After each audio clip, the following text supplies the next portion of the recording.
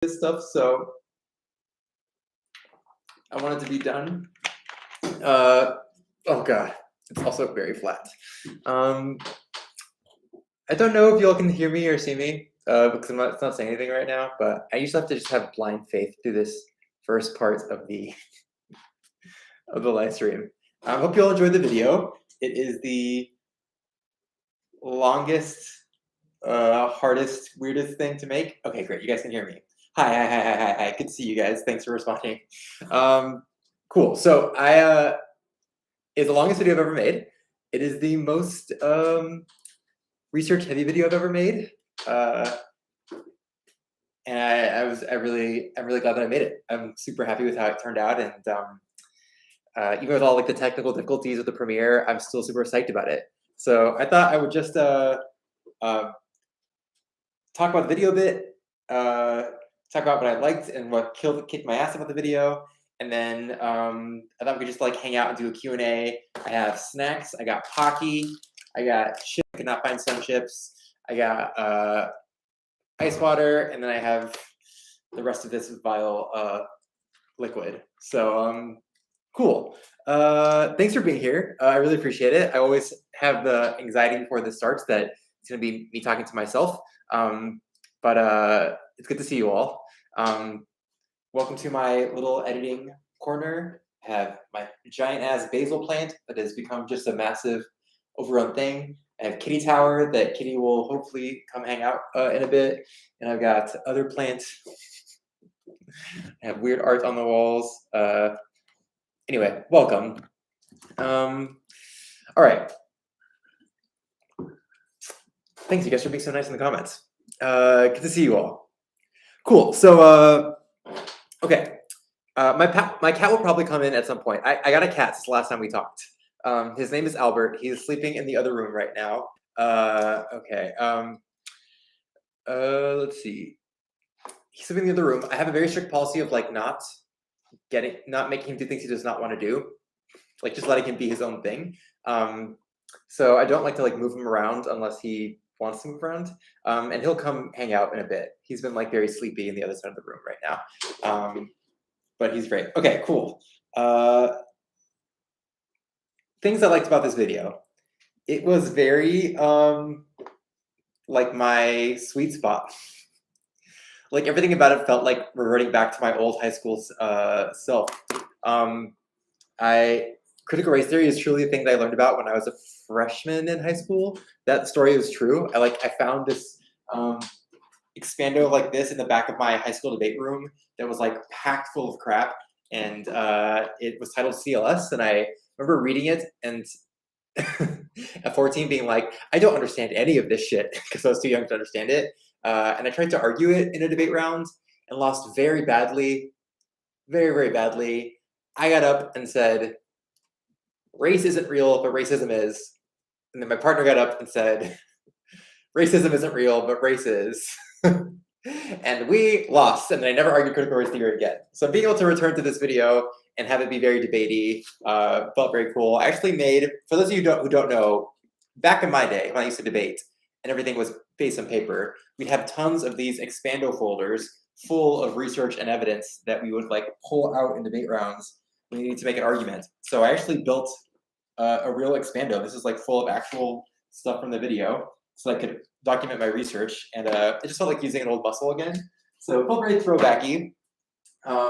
Also, I knew I wanted Rage Against the Machine's Know Your Enemy to be at the end of this video because I, on the way to my first big debate tournament as a freshman, the guy who was driving our van played Know Your Enemy while he was driving us to the tournament. And I remember hearing it, my first time hearing Rage, first time hearing anything like that, and thinking like, nothing will ever be the same. It like totally changed my life to hear that kind of music. And that was the first tournament that I ever argued critical race theory at. To be able to like use that song at the end of this video, me finally understanding critical race theory, just felt like a very return to form. And I was really happy with it. I was kind of worried when I was making the outro that y'all would find it to be really cheesy. I always have an urge at the end of my videos to like have a real propaganda-y, like go fight win type vibe. But it's hard to know without someone else seeing it that it's gonna be cringy or not. So I was glad that you all liked it. I fucking love that. That's one of my favorite songs of all time. Know Your Enemy. It truly made me the person I am to hear that as a high schooler. And then that like MLK clip is so good. I just wanted something dope at the end. After How to Be Hopeless, I wanted like a fucking rah rah banger at the end of this video. I was like, let's just fucking go. We're gonna use Rage. And then I got a copyright notice the next morning. That whoever owns Rage's catalog dinged my video for being using copyrighted stuff. But I don't monetize my videos anyway, so I was like, all right, fine, take it. I think it was worth it. So I really liked that it was like a throwback to debate stuff. That picture of me in high school, the picture I showed was actually me as a sophomore, I think, not me as a freshman. But I was a pretty heavy kid in high school, and I was also very awkward in wearing sweaters and stuff. So it was a weird time for me. So I have a lot of bad photos from that time period where I look rough, you guys. Rough. I look like a depressed gay kid who's in the closet, because that's what I was. So those photos are great. Some people in that photo, my old debate partner is one of my patrons now, and like always texts me about my videos, and we like talk shit about how we used to debate together. So it was really cool. If you are a $5 or above patron, I posted a video today that shows you that photo and talks a little bit more about what I was doing in that point of my life. Also, you see a lot more video footage of me in drag in that video. So for a 2-second drag race joke, I bought 3 dresses off of Amazon for $20 each and 2 really bad wigs. Wait, should I get the wigs? I'm gonna get the wigs. I'll be right back. Hold on 1 second. I'm getting wigs. Please hold.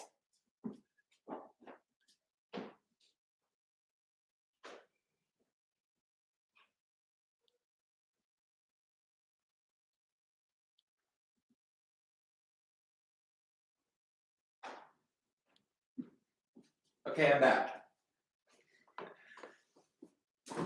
So, all right. I got the Ariana Grande wig, which is this one. I searched Ariana Grande online and got this bad boy. It's this does not look like Ariana Grande. Does Ariana Grande have a straight up rubber band in her hair? This is not Ariana Grande. Also, with my giant ass head, it looks petite. And then the other wig that I got that I did not use is this one. I look like the fucking Witcher when I put this on. It's not sexy. It's really rough. I thought it was looked like Ariana in the Focus video, but this is not what Ariana looks like in the Focus video. It's I don't know what I'm gonna use her for, but I had a whole character.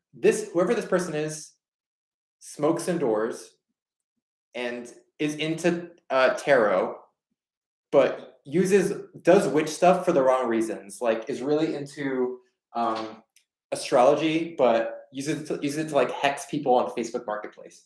So she'll be up there for this one. Oh, it's so scary. Anyway, so I bought both of those, and then I tried them on with the camera rolling, and I looked insane. I'm gonna try it on for 1 second.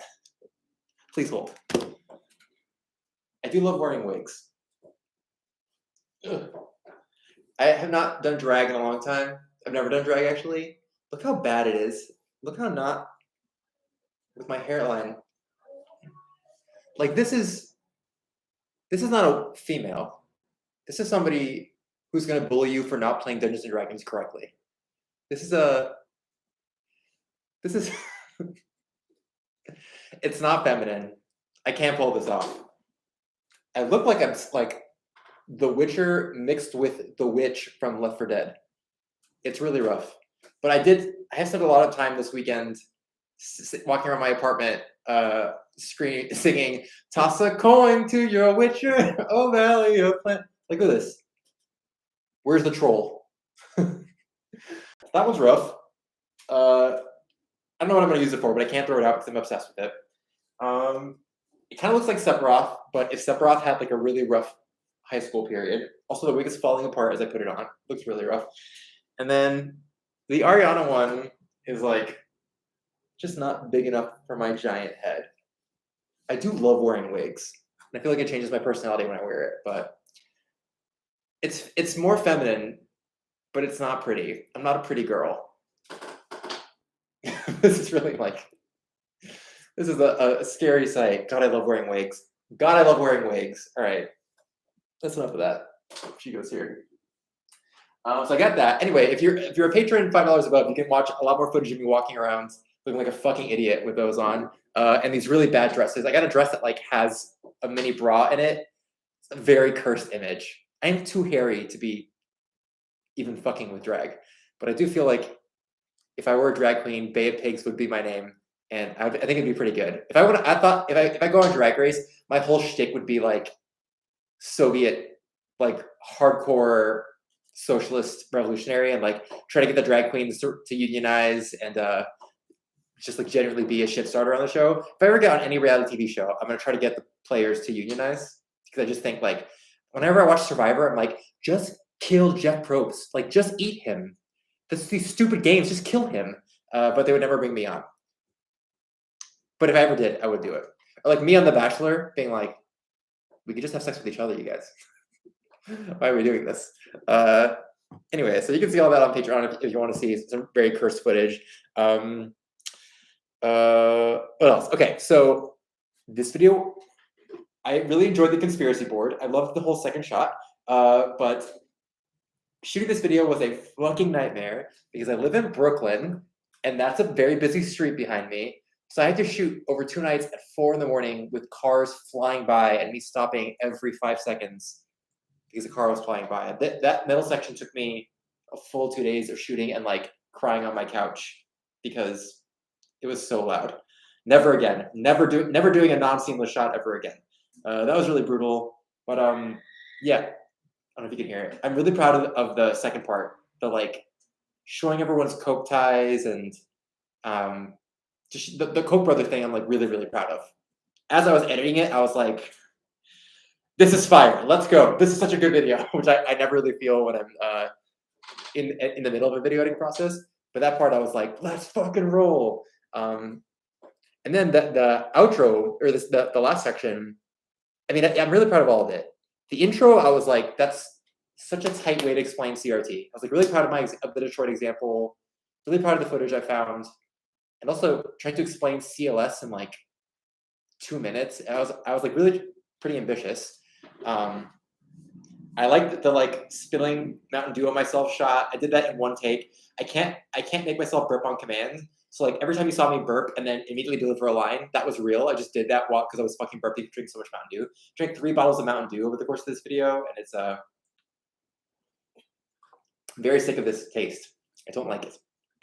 But yeah, I was proud of the intro, and then the last part, like, I wasn't really sure how to end this video for a long time. I was like, I know how to explain CRT, and I know how to explain how this shit happened, but I don't know how to close it. And then I found that Derek Bell, Charlie Rose interview, and I was like, oh, money. You ever find something you're like, this is fate. This video is gonna pop off. When I found that Derek Bell interview that I use a lot in the outro, I was like, good, great. This video is gonna be awesome. It all felt very like cohesive. Like everything made sense, and the fucking like Atwater quote mentioning busing after I'd set up busing, everything felt like it mattered and was connected. And for a video this big and ambitious, by the end of it, I was like, let's go. The fates have your back. I was like so happy with how it turned out. So yeah, I'm just really fucking proud of this video. I also really leaned into the shitposty jokes. I'm sure you all noticed. There's a lot of fucking around in this video. The chopped thing, the Coven clip at the end, the Tim Pool drag race thing, the woman screaming about critical race theory, and like the dumb drag race edits. Like, I really leaned into it being stupid, and the whole time I was sweating because I always imagine like, will boomers understand this video? Will boomers understand why any of this is funny if they watch this? Because a decent part of my audience is adults and like, you know, older people. And my dad texted me today and was like, I was laughing the whole time. And if my dad is laughing at drag race jokes and like weird TikTok-y type Doja Cat memes, we're good. So I was really happy with it. Yeah, I was worried people would not be into it, but all the feedback has been really positive. This video is the second best performing video I've ever made within this time limit. Only one that's beat it is the anti-politics video. So I'm super happy with it. Who knew an hour long video about an obscure legal theory would pop off? So anyway, thanks for watching it. Let's see. Things that were tough about this video. Editing an hour-long video by yourself on a laptop is a fucking nightmare. My laptop was spitting smoke by the end of that editing process. I truly could not even like hit play without it waiting 15 seconds to start playing again. It was a nightmare. I pushed my software to its absolute limit at the end of this video editing process. I bought an external hard drive. I learned how to use proxies. I'm never doing that again, but that was a real technical feat. Also, there was just a lot of stuff to show, like the Rufo section where I was like, claim evidence, the showing everyone's ties, like Koch brothers stuff. There's just a lot of stuff happening on screen, and I have to keep telling myself like, I am not an editor. Like I edit, but I'm a writer who learned how to be on camera and then learned how to edit, and I'm doing this on my own. So shit, like everything you saw is me just on a computer, like, oh god, everything has to be timed perfectly. So it was I mean, I have a MacBook, so it's not like the software or the hardware is really out of date, but it's just a lot to keep track of with no editor and no one looking over your shoulder. Like I was sweating bullets when I was hitting publish because it's just a lot going on. Lots of shoots, lots of sound issues going on. Like, yeah, it was just brutal. I went out of focus for a bit in the first section, so I had to sharpen everything, and it slowed everything down like crazy. Like there's just a lot going on. The other thing is, it is very difficult to talk about race on the internet. Like, I was talking to my therapist before this video came out, like, why am I so fucking scared? Why am I so nervous? And it's because talking about race and a racial, like a conspiracy theory about race, as a like light-skinned Hispanic person who did not go to law school and like did not actually study critical race theory like in school, but just knows a lot about it. I was very stressed out. I was worried about like, how am I ever going to convince a Ben Shapiro fan? Like, what can you possibly do to talk to that person who's like believes critical race theory is evil? And then also like, how do I talk to my audience in a way that feels useful and interesting? And am I speaking out of turn? Like, should I be the person talking about critical race theory? There are a lot of obviously like brilliant Black legal scholars who'd be talking about this. So I had a lot of like anxiety and dread before this video came out, but felt really like finding the Derek Bell interview, finding a lot of like, I just felt very strong about my evidence. So I was like, I think I can do this. I think I can publish it. But damn, I was really, it's scary to write about race and like try to write for an audience that is both sane and an audience that is getting sucked into the rabbit hole. It is really wild. I'll just answer some questions while I'm talking. It feels weird to have a Q&A at the end because you all ask questions now. Do you share drafts of the video with close friends for them to review? I only shared one. I published the first section of this video on Patreon a couple months ago when I was done with it to get people to read. Everyone seemed to be pretty good about it. The Republican Atwater section, the Nixon quote and the Atwater quote, I sent that to my sister as a gut check of like, does this make sense? Because I've just been staring at it for too long, and I just wanted somebody who was not like constantly reading about the Koch brothers, who's just like a normal person, to look at it and be like, does this persuade you? So I asked her what she thought about it, and she was like, yeah, this makes sense. And I was like, whew, done, we're good. So I usually don't let people look at my stuff before I publish it because I get really insecure. But if I ask you to look at a clip, it means I really trust you and I love you, and please make me feel good about it. And my sister was really good about that. So Issa, if you're watching this, she has 2 kids. She's busy, but if you're watching this, I love you. Thank you for watching that one clip. I'm from Miami, so I grew up in Miami, Florida, and debated in Miami, Florida. What's your process for writing these big videos? I did not know where this video was going to end when I started it. Like I just started writing the first part because I knew I could explain critical race theory, and then I got to the second part and was like, cool, I have all this evidence. How can I make it feel coherent? And then, like I said, I didn't know how I was going to end it until I found like the thing that made it work. The Atwater, the audio of the Atwater quote, and then the Derek Bell interview. I was like, cool, this is a conclusion. I know how I'm going to do it. When I started this video, when I finished the first section, that orb joke of me summoning the orb at the beginning of the video, I did not plan for that to be the ending image. I finished and shot and edited the whole first section without knowing how I was going to end the video. So it was really just like by pure magic that that image ended up returning at the end and becoming like the the thematic vibe of the video. But I did not know where the ship was going when I launched this boat. So yeah, that was stressful. How's your video making process different from when I worked at Vox? It's way more ambitious now. I was rewatching some of my old Vox videos the other day, just because like I needed to remind myself that I could make stuff. At the end of the video process, at the end of the video making process, usually I'm pretty like down on myself and just need to have my confidence boosted. Sometimes I'll watch old stuff and be like, yeah, I know how to make a video. So I rewatch some of them. They're I'm much more ambitious now in what I try to do. Much more like confident in what I can make. I'm much more bold about the kind of arguments that I make. Like I don't think I would have like the whole outro. The last part of every video I make is basically something I could never have made at Vox because it's like pure propaganda that I really believe in and think is badass. But it's just me being like, how can I convince you to go fight win? So that part's been really different. And then I just let myself fuck around a lot more. I let myself be. I didn't start this video with any time limit in mind. I was like, I'm gonna write until this argument is done, and I finished editing it. I was like, cool, it's 56 minutes. It's almost an hour, as long as I ever made. But yeah, I'm learning to trust myself a lot more, and also to trust the audience a lot more. If you subscribe to me and watch my videos, you probably want to hang out with me for a bit and like hear me explain a thing that I did a lot of work on. So I need to get the old voice out of my head that's like everything needs to be 6 minutes long and don't waste anybody's time, and try to have a new voice that's like your audience trusts you and wants to hear from you and wants to hang out and like wants to learn. So share and like as long as you're excited about it, they'll be excited about it too. And sure, I mean this video is an hour long explainer of critical theory, and people hung in with it.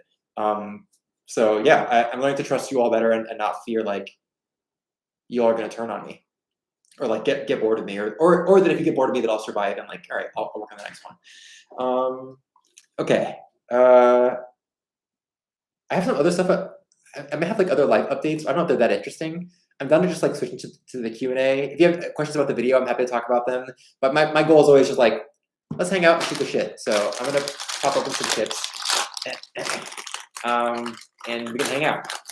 Why is Kambu my compass? I've had a very difficult year emotionally. Everybody has. I've had like a very brutal, I would say 18 months. And have really felt like very hopeless and I don't know. I had like my brain has gone through a lot of like existentialist despair lately. So Camus, reading The Plague, has really helped me reframe how I think about myself and the world and politics and all that stuff. And I know I just keep coming back to it. Like the Sisyphus thing, I just keep coming back to that idea of like I can't lie in bed all day and be hopeless because I would feel like a fucking asshole if I did that. And I know I can help in a little way. So I want to try to help, even if it's just making like video essays that explain a concept and make people feel like less alone, and make me feel less like mad by it. This is as much as for me as it is for anyone else. But yeah, it feels like an important thing. Can't really explain it. I'm not really motivated by. I only have some desire to be like very rich when I get older, or like I don't really have like strong desire to have like some kind of material possession. I would just like to be good to the people around me and have done good to the best of my ability, and that's very Camus. That's like the just trying. Jasmine, the Camus that helped me was The Plague, but also some of his shorter writings that my dad gave me have helped me a lot. Maurice asked, "What's my next project?" Actually, the video I was working on after How to Be Hopeless was about Elon Musk. I worked for like a month and a half on an Elon Musk video, and then all the CRT shit popped off, and I stopped to work on CRT. So right now I'm debating making a short video that's like free speech is bad, actually, or the case against free speech, or to make the longer fuck Elon Musk, the grift of Elon Musk video. It's going to be like really stupid, really theatrical and like wild and I don't know. I haven't quite decided yet. I would like to make something short right now because this video took a lot out of me. But I don't know. I'm really excited about the Elon Musk one. So maybe I'll just do that. It's also like already planned out, and I just want to shoot it. Also, the Elon Musk video is going to be hosted just by Carl. It won't be Carlos at all. So I'm excited about the idea about like just fucking letting it rip and being like, "Let's go!" Carl screaming, being like the most extreme version of my impulse. So we'll see. We'll see. I'll decide. Let's see. Yes, I was editing on the computer that I was trying to upload with. My computer shut down twice while I was trying to export because it was getting so hot. I was sweating. I was on that couch on the verge of tears because I just wanted to get it out there. I will make both. I will make both videos. Don't worry. I care a lot about both of them, so I will make them. Let's see. The chips are loud. The chewing is loud, or the bag is loud. I'll stop. Let's see. All right, got it. No more bag. Thank you for letting me know. It's ASMR. Is this a mukbang channel? God, I keep like catching the wigs and the reflection and getting scared. They're so. It's like The Grudge. Ugh. Okay. How's D&D going? Thanks for asking, Andrew. I actually just started my next big campaign. I don't have anything to hear from it. And it's going great. We've had, I think, 4 sessions, and it's really wild. I'm a much more confident DM than I've ever been before, and it makes the game really different to play. Like, I'm so much more confident in my DM calls and like trying weird shit, and I'm really proud of the world that I've built, and the players are all really good. Last session we had a fight where they were on pieces of wood flying through a sewer and fighting things, and I played Sewer Surfing from the Teenage Mutant Ninja Turtles game for Super Nintendo, and it was like a very wild, fun time. I did record. We have recorded audio from a couple sessions that I want to edit and maybe publish. In case you ever wanted to hear me as a DM and see what it's like to play D&D with me.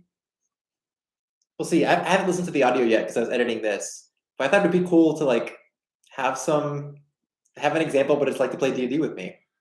I have considered having a Patreon tier that's like, it feels fucked up to charge people for D&D, but maybe like I'll pick like 5 random patrons and we'll play like a D&D session if they want to play a D&D like online. I know I love DMing. Also, I played a Monster of the Week, which is like another tabletop game the other day for the first time as a player, and it was so fun. So fun. I love being a player too. Do you write, edit, and film your videos alone? I sure do. This is a one-man operation. Setting up the lights, setting up the seamless, checking focus, editing, writing, researching. It is a one-man show. So if you ask, why did this take you so long to make? Because it's just me by myself doing all this shit, and it's pretty anxiety inducing. So yeah, how have you been? Thanks for asking, Hot Socks. I've been much better. Getting a cat helped a lot. He's really great. I'm spending more time with my friends and trying to be a better like part of the community, which has helped a lot. Trying to take better care of myself. Trying not to be too mean to myself when edits take a long time. My mental health is definitely on the upswing right now. It was not for a while, but I joined a group therapy group. That's been really great. I'm doing okay. D&D has helped a lot too. Things are getting better. Let's see. Why do you choose to work on videos alone as opposed to collaborating? Because I'm a type A Aries Cardinal Aries rising who needs everything to be exactly how I want it to be, and I don't want anyone else to touch my shit. Because I'm type A and very hard to work with. Because I know what it's supposed to look like, and I will make it look that way. God damn it! Don't look at my shit. That's why it's a purely protectiveness type thing. I'm very protective of my work, and so it's hard for me to collaborate. Not that I haven't before. I have worked with editors and stuff before, but I just like doing it on my own. What video editing software do you use? I use Premiere. Everything's in Premiere. I don't know how to use After Effects, and I don't want to learn because I don't want to learn. I'm very stubborn about it. I'm fine with Premiere. Premiere was telling me something while I was editing this video that was like, by the way, some of these features are going to change soon, and I was like, I do not see it. Nothing can change. My skills are at the limit right now. Holy shit, there are 300 of you fuckers in here. Hi guys, thanks for being here. This is dope. Let's see. Do I believe in God? No. Do I know about Islam? Yes, I know about Islam. What if I was like, I've never heard of Islam? But no, I don't believe in God. Do you worry that your videos won't be relevant by the time you publish them? Yeah, a little. But I also feel like the videos that I make are pretty evergreen. Like even when the CRT thing is done, I don't think it'll be done for a while. I think it's going to come back in the midterms. I think the moral panic argument is going to be there forever. So I think people will see it. So yeah, I'm not worried about it. Can you bring out your socialist sledgehammer? I actually don't have it anymore. When I moved, I had to get rid of it because I didn't want to carry a huge sledgehammer with me. But I do think I need one for the Elon video. So I will have to get another sledgehammer. Mr. Obvious, what's your academic expertise on CRT? I studied CRT for a long time in debate. Not in high school, but my first debate topic in college was to debate one of 4 Supreme Court cases. And one of those 4 Supreme Court cases was Milliken v. Bradley, the Detroit case. So I know a lot about that Detroit case and critical race theory and the stuff that came up around it. So it was just a debate. I didn't go to law school, but I know a lot about the law because I'm a fucking nerd. Did I ever win a round on CRT?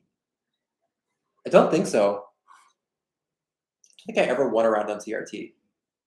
But I did debate CRT a lot. I debated against CRT a lot. No, I don't think I ever went for it as an argument. Let's see. First job out of college, I was working at a think tank. I was a researcher at a big progressive think tank in DC called the Center for American Progress, where I wrote an extremely good paper about the need for transgender non-discrimination law that nobody read. And after that, I was like, I'm not working for a think tank anymore. Fuck this. Also, it was like it was 2010, so it was right after Republicans won severely in the midterms, and I was like, cool. So nothing I write matters right now. Like nothing I write policy-wise matters. So I'm going to stop working in think tank stuff, and I went into media joined a media watchdog group called Media Matters, and then I've been doing media stuff ever since. But I initially wanted to be, after graduating college, I wanted to be a nuclear policy weapons writer. I wanted to work for the Center for Strategic and International Studies, writing like policy papers about the need for nuclear weapons and deterrence. Can you imagine? Rain the Femboy, do I respond to DMs on Insta from fans? Sometimes, if they're not creepy. A lot of them are creepy. Let's see. You don't think any right wing will watch a 40-minute video? Maybe not. How much Spanish do I know? I understand when it's being spoken to me. I cannot speak it fluently. I can fake it, but no, not fluently. I think I've told the story before in a live stream, but when I was in middle school, someone said, if you want to live and work in Miami, you have to learn Spanish. And I said, I don't want to fucking live and work here, so I'm not going to learn Spanish. And I never learned Spanish. Now I'm, and I'm one of the only people in my family who does not know how to speak Spanish. Let's see. Was I good at debating? I was very good at debating. I made it to the quarterfinals of the national debate tournament as a senior in college. I was one of the top 8 debate duos in the country that year. So that was pretty good. I was very lazy. I did not like doing research before the debate. Did not like doing a lot of work on weekends. I did not like taking it very seriously. But I was pretty fucking charming as a college senior, and was good at. I can speak very persuasively when I want to. So I was pretty good. Yeah, not a very good researcher, not a good worker. I was definitely a slacker, but I had a lot of fun doing it. Let's see. Yes, a master debater. Wow. Let's see. How do I deal with parasocial relationships in media? I don't know. I try not to lean into it too much. It can be kind of a drug, and also make it distort your sense of self. So I try not to do anything that's too parasocial. I went on a date with a guy, the first date, a couple of weeks ago. Someone who revealed after we had already met that he was a fan of my work, and it did not bode well for him. The date didn't work for other reasons, but don't drop that on someone after you've already started your date. Sorry for the bag sounds. I'm opening my Pocky. I'm almost done, I promise. Please, I beg. But yeah, I try not to. I tried a lot. Listen, I tried a lot to detangle my sense of self-worth from my work, because it's a very dangerous thing to have your sense of self wrapped up in your work. So one way of doing that is by not leaning into the parasocial thing too much and trying to separate people who like you for your work from people who like you because they are your friends and love you and don't care about your work. So it's a work in progress. I'm trying to become less parasocial about myself. Let's see.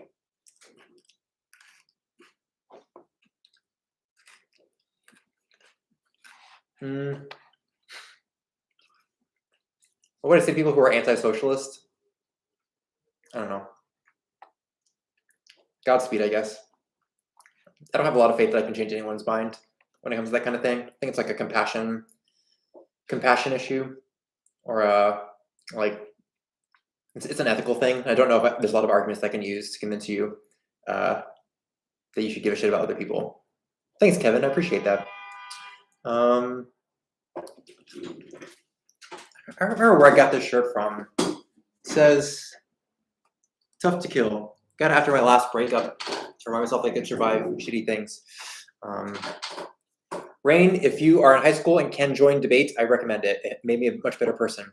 And it also makes you a much smarter person. It's very smart. You know, I'm going to say this, and it's going to be shitty. It's going to be taken out of context or something, but it is very useful to argue obscene things in a safe space to test out arguments and learn how to beat them. I am a much better person because I argued really horrific things in high school in the safety of debate. That is not me saying debate all arguments, debate all ideas. Everything should go for debate, because like YouTube debates are not real debates; they're pageants. But for me, as a high schooler, it was very useful to like debate against critical race theory and understand it and understand why I was losing to it, and also have to learn more about it to figure out how to beat it. It's very useful to have a safe space where you can test out arguments and also like get your ass beat by really dumb, offensive arguments to learn how to actually debate them correctly and to know what to take seriously. So join debate. It makes you smart. Do not become a debate person. Like, don't be a debate bro, because once you leave the safety of a competitive activity that has rules and judges and a system, it becomes pure pageantry and like makes you. Most ideas are not worth debating. Let's see. Thanks for people who have come by to say nice things. I really appreciate it. I'm trying to not read the nice things out loud to be like, this person says, I love the video. Thanks. That feels weird, but I do read it and it makes me feel very good. So thanks for saying that. Let's see. I did policy debate in college, Jesse. I did policy debate in high school and in college. So 2-person, very fast, very research-driven, very nerdy shit. Lots of these expandos. I used to push a dolly full of 5 Rubbermaid tubs full of these expandos in and out of classrooms to debate, and would like, no matter what they said, I would have some fucking dumb thing to pull out of my expando and be ready to debate them. I was a hardcore debate nerd. Let's see. Should you get into reading leftist theory? I don't know. I don't read a lot of leftist theory. Unless it's something that I need for a video. I feel like most of what I got is from like right girl zines in the 90s and I don't know. I don't really know where my politics come from, but I'm not very well read. I'm not a philosophy person. My major is political science. I was a gender studies minor, and I did not go to grad school. So I don't know. You don't need to read. It is helpful if you're interested in it, but it's not really wasn't really my bag. Let's see. Why don't I participate in online debates? I think they're counterproductive. I don't think they're useful. I think the situation in which they are good are much more rare than people admit, and it's more likely to blow up in your face. And also, it's just a bad use of time. People who watch debates online are very curious to me because I think they like the blood sport of it more than they're intellectually curious. And the people who really want to debate online from the right are people who just want to debate because they like the pageantry of it. They love the blood sport, and they think it'll make their audience like them more.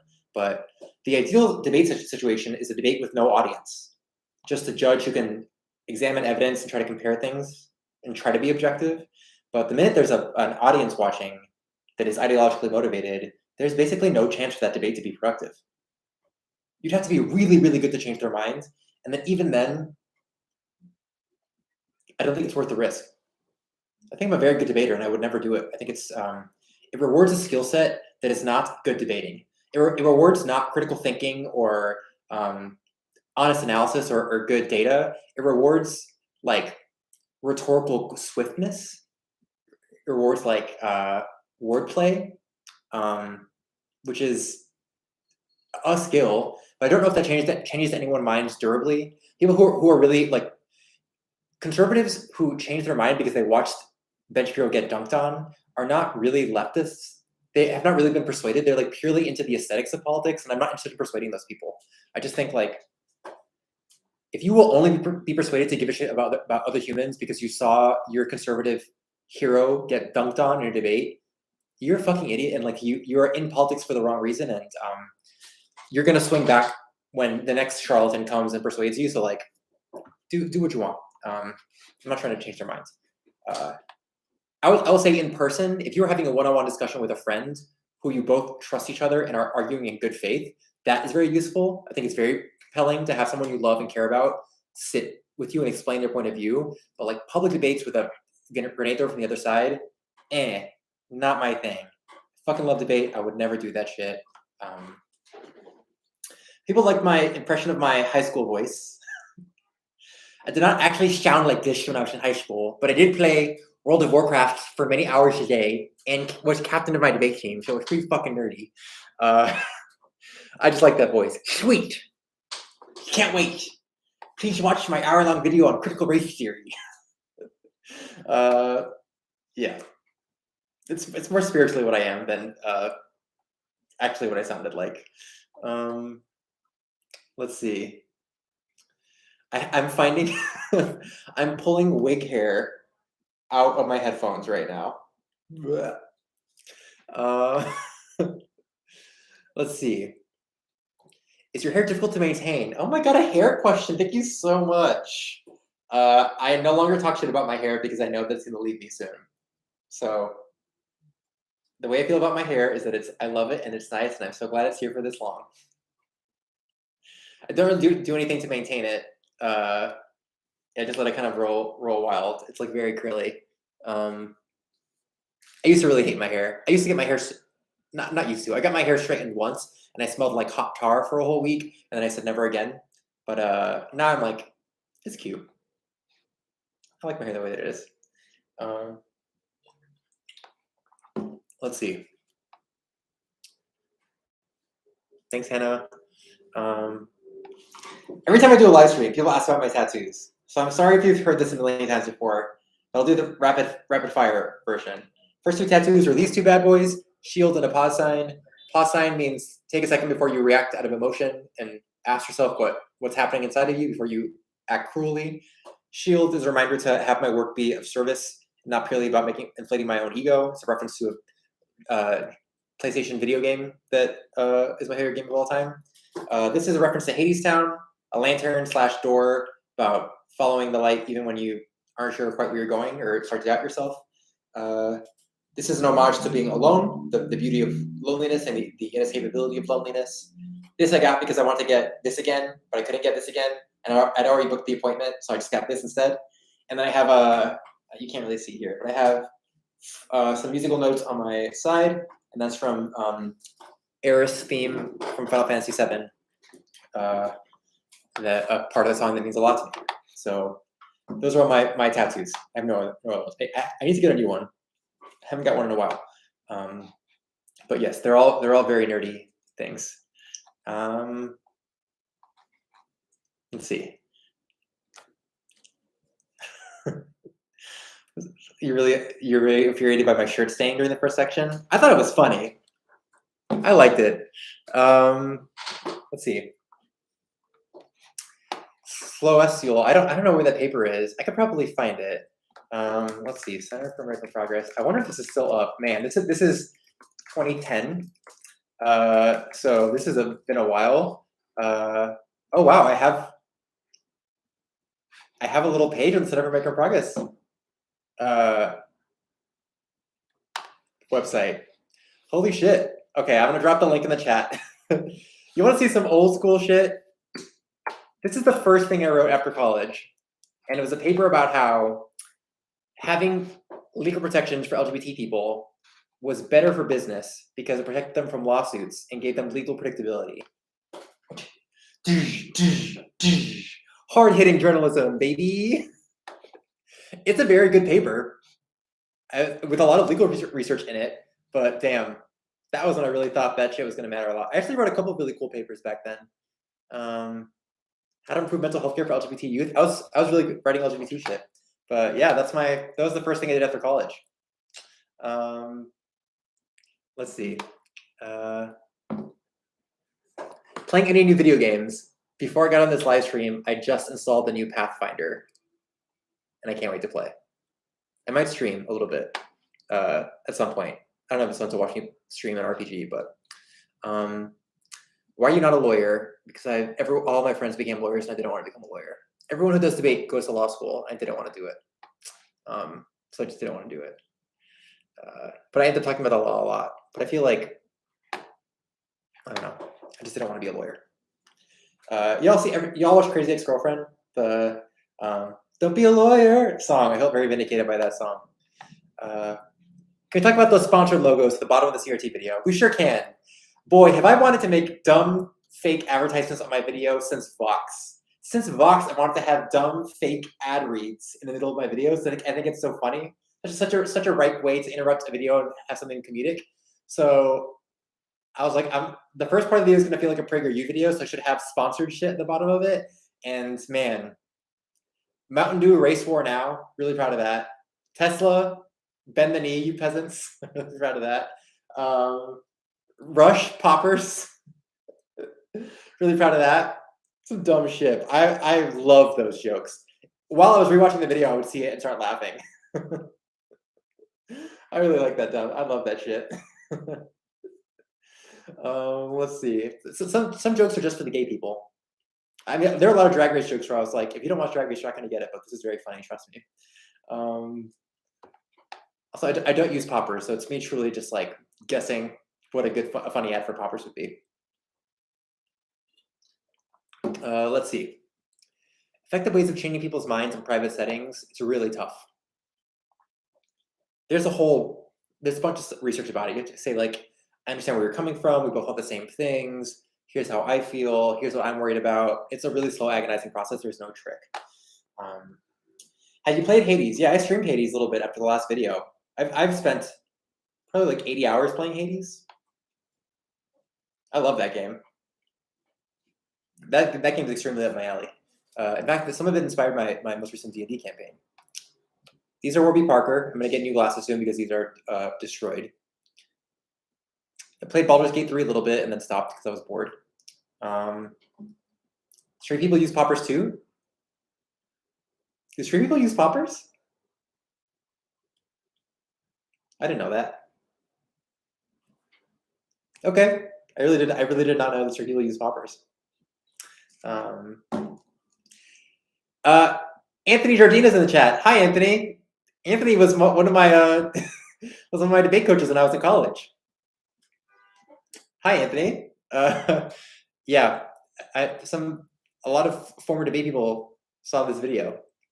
So thanks for putting up with me when I was really annoying.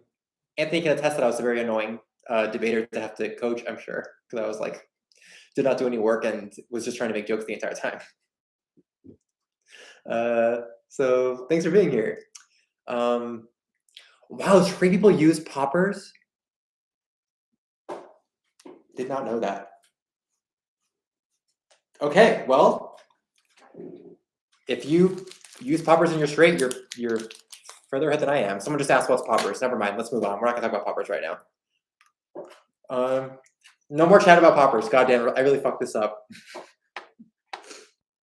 Let's see. What advice can I give to new LepTubers or just getting into video essays? I don't know. I was really lucky that I had a box platform to jump off of. I would say don't try to mimic anyone else and be accessible. Don't be super in theory or like super condescending because it's hard people to relate. I think most leftists coming out of a place of compassion and curiosity, and you don't need to be condescending. I feel like a lot of left to content, I'm like, you're being a dick for no reason. Like, just explain it normally. Let's see.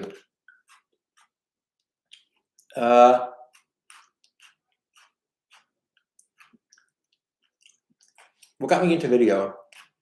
Honestly, I was doing a writing job and I was bored of it. My cat came into the room. Albert's here. Hi, boy. He's coming over. Hi, boy. What's up, beautiful? Who's a good boy? Who's a good boy? Come here. Come here. He's very. I have a big light set up right now, so he's very spooked by the light. Yeah, he went back into the other room. All right, sorry guys. I tried to bait him over here. He'll come back. He's curious. I just have this big light set up right now to make it look pretty like this, and it freaks him out. He was so stressed out the whole time I was shooting.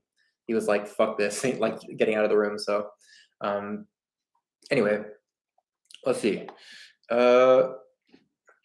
Thoughts on BreadTube? I got asked this a lot. I don't really feel like I don't think I'm technically part of BreadTube. I don't know why. There's some video the other day that was like the current state of BreadTube. I never get mentioned in those videos. I think it's probably they take too long to publish, but he's back. The cat's back. But I'm friends with all those people. Like they're all really nice, and we're friends on Twitter and stuff like that. But I don't know. I don't know why. I try not to think about it too much because then I'll get insecure and like get in my head. But I'm proud of what I make. I write a script and I storyboard. Yeah, I have a Google document that has 2 columns. I learned this at Vox. 2 columns. The left column is script stuff that I say, and right column is what I show on camera. So I always have everything planned out before I shoot it. I got really intuitive about it, and now like don't always need to write out everything in the left column. I just know it's going to be in there. But yeah, I plan everything out beforehand to make sure there's always enough visuals for what I'm trying to show. I'm very like need to show something at all times. I know ThoughtSlime. Yeah, they're nice. Oh, I'm glad you like my lighting setup. I'm so insecure about my shots all the time. I'm so insecure about my shots. I feel like the lighting is always off, and I don't know. I'm very hard on myself about my visuals and my audio. Someone during the premiere, during the premiere, which happened really late at night, someone in the first couple minutes said like, looks like he fixed his audio issues. And I was like, let's go! I'm so proud of myself. And then a minute later, he was like, never mind. God damn it. I don't know, audio's tough. I don't have a studio. I'm shooting in my living room, so like, there's gonna be echo. There's gonna be shit going on. Everything I say is scripted.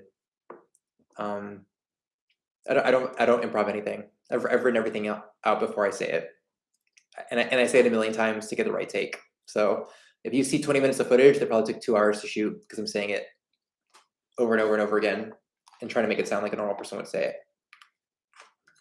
I know Second Thought. I love their stuff. If I considered streaming, nah. It's too tempting. I think I would get too addicted to like having people watch me, and I would just like stop making political videos because it's way easier to just stream. And I think I should keep making political videos. Are you self-supporting on your own videos right now? Yeah. I'm solo, fully independent. All those ads were fake. Consider taking an improv class. No, but I have DM'd a lot of D&D sessions or campaigns, so I feel like I'm pretty good at improv. I roll with the punches and keep shit really loose. I played D&D with my sister, with all my siblings when I was home over the winter. And my sister actually took improv classes and is really good at it. And I had a lot of fun, like just bouncing back and forth with her because she's so funny and so quick. But yeah, DMing is a lot of just like thinking on your feet. How do you get not hopeless about politics? Caroline, I have a video for you called How to Be Hopeless that I published a couple months ago that talks a lot about this. The answer is I do get hopeless and I keep trying to do shit anyway. These are Pocky sticks, strawberry Pocky sticks. Let's see.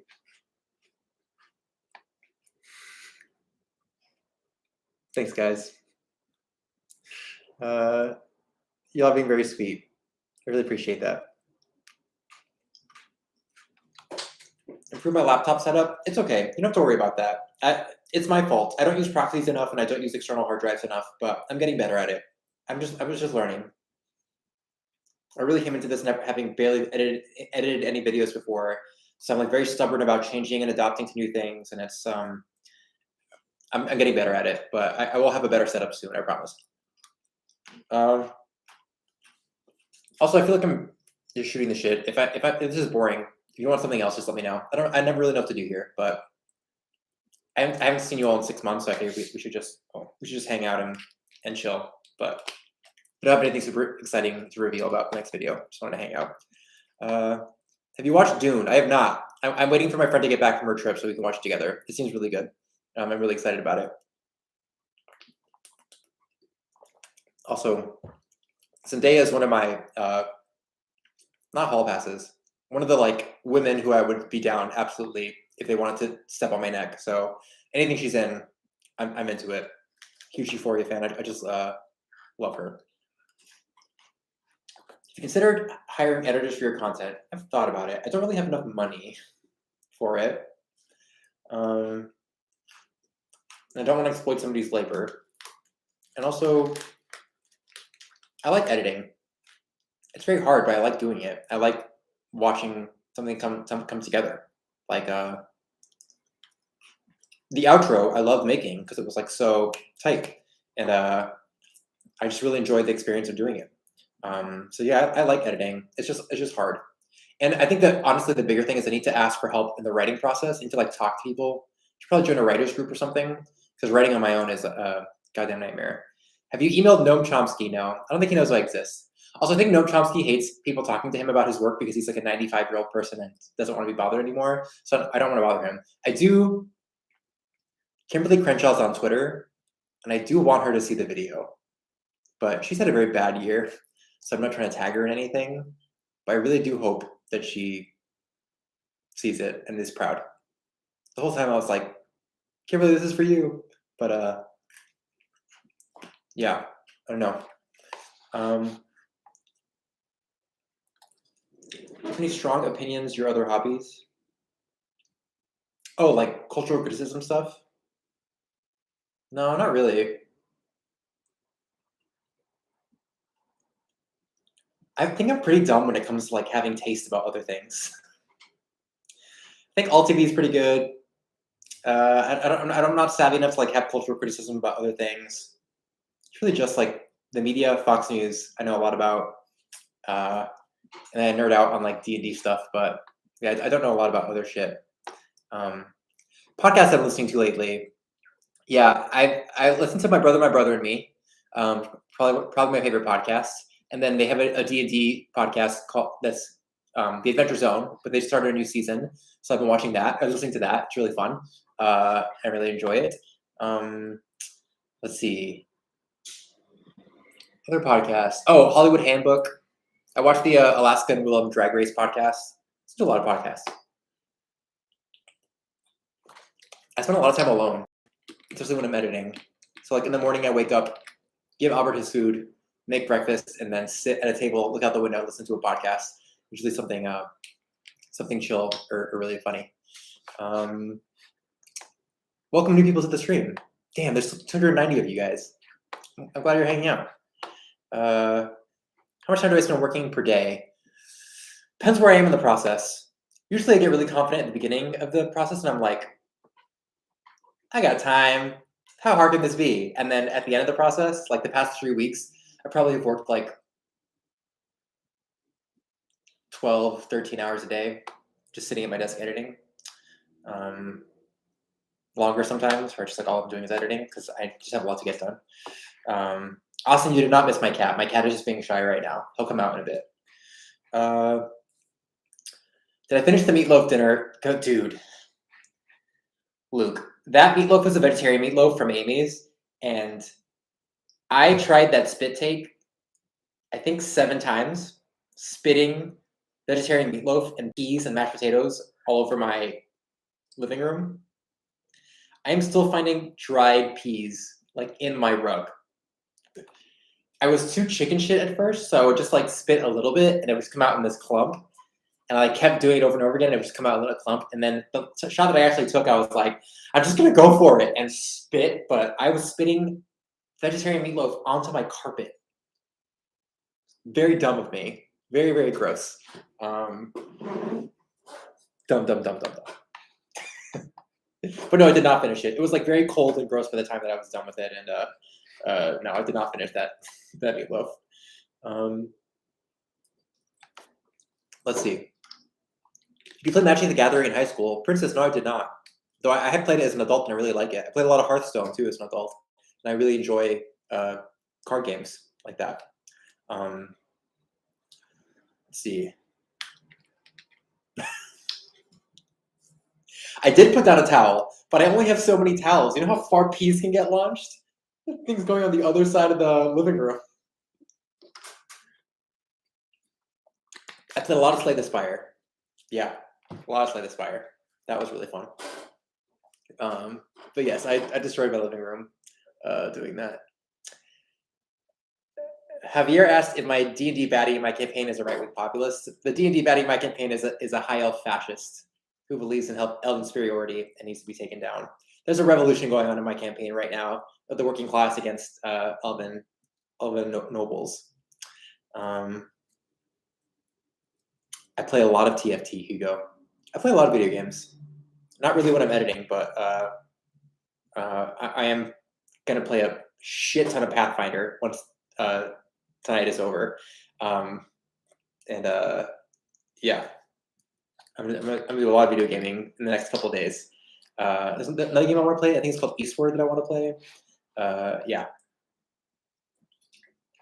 I feel like these live streams always devolve into video game talk, and I feel bad for those who are not gamers. So feel free to ask other non-video game questions if you want. But I do play a lot of video games. Let's see.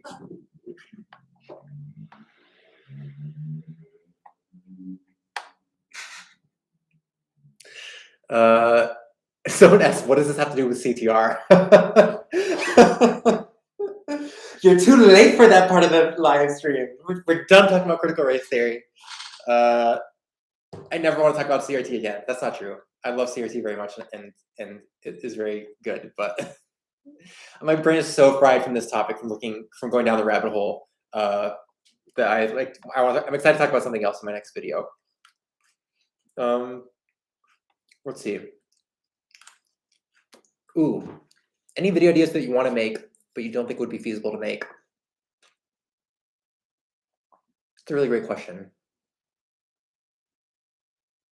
Yeah, there's some stuff that's like less. My anxiety as a creator is one way that I deal with not having a lot of confidence as a video producer is relying heavily on evidence and always having something to show you to convince you of my thing. Like I'm in awe of ContraPoints or Philosophy Tube when they just like stand and deliver an argument with nothing on screen for like 10 minutes and just make an argument and do it brilliantly, because it takes a certain amount of confidence to be like, this video is about how I feel about this thing. And aside from How to Be Hopeless, which I think got close to that, I very much rely on evidence. Like I'm showing you something so that if you ever doubt me, here's a thing, here's a thing, here's a thing. And I think I would like to make a video that was more just my thoughts on something without showing you much of evidence. And I just don't have the confidence for it right now. I guess this is me asking you indirectly how you would feel about a video that was like not super evidence driven, that was just me making an argument from my perspective about what I think about the world. My feeling is always like, who gives a fuck what you think? Show them something. I don't know. It's purely a confidence thing right now. Also, I feel like I'm much better at finding evidence than I am at making a big argument. Though I rewatched How to Be Hopeless last night and was like, you can do it. You can do other videos. You can do it. So I don't know. This is the first video that I've ever done independent sitting down at a couch for a while. Felt very weird because that's like I blinked and realized that most content creators in BreadTube sit during their videos. I think I'm one of the few ones who like stands and delivers. I think it's like a hangover from when I was at Vox, that like doing the on camera thing. And I don't know. I'm still very stuck in like, this is what the audience expects of me. This is what I have to do.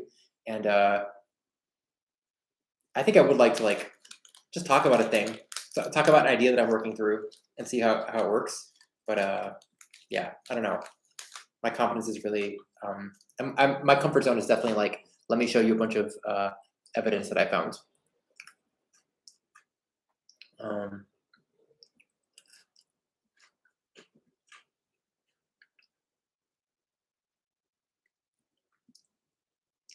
So I like the term BreadTube. I've never read the book that term comes from. So I don't really get it. I like bread. I like the idea of everyone having bread if they're hungry. So I'm like, yeah, let's do it. But I don't know a lot about the origin of it.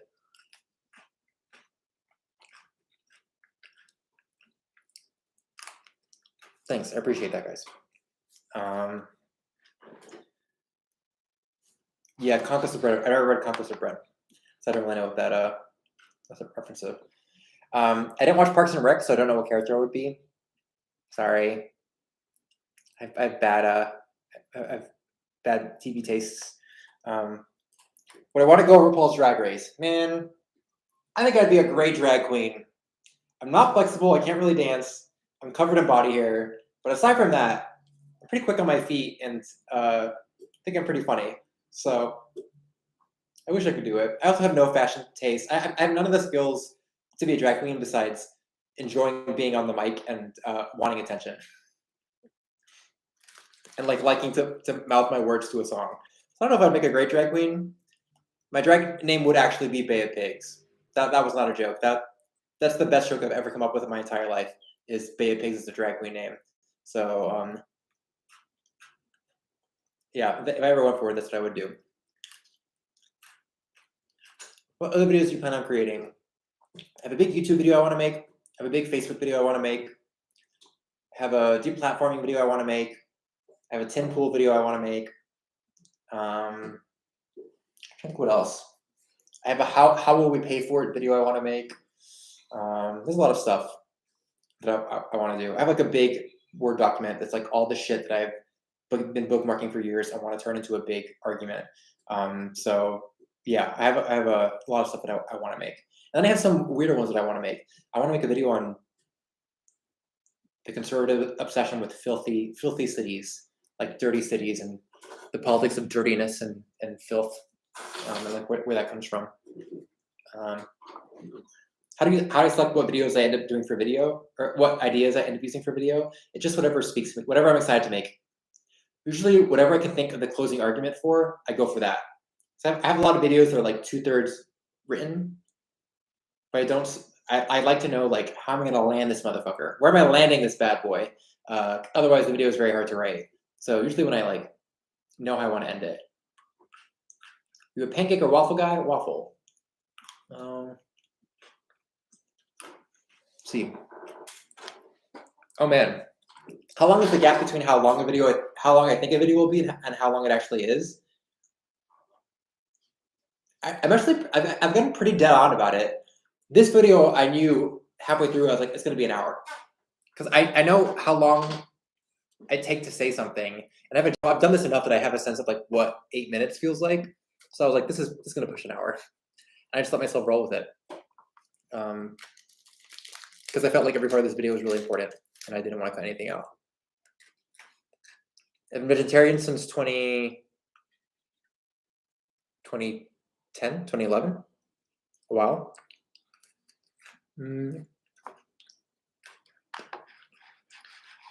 Modern monetary theory video? No, I don't know anything about money. Are you enjoying working independently? Thanks, Carolyn. Yeah, some parts of it I really enjoy. Some parts I really don't. I don't like how lonely it is. Very lonely. Trying to get better at it. Ask more people for help and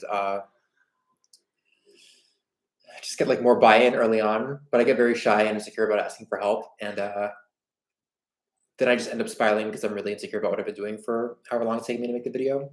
So it's lonely. That part is tough. But I like able to make cool shit and big shit and make big arguments. Like I really like my box videos. I'm very proud of them. But I was rewatching them and I was like, these are 7 minutes long. Like you barely have enough time. You make one argument in that amount of time. Where now I feel like I make pretty deep, big arguments.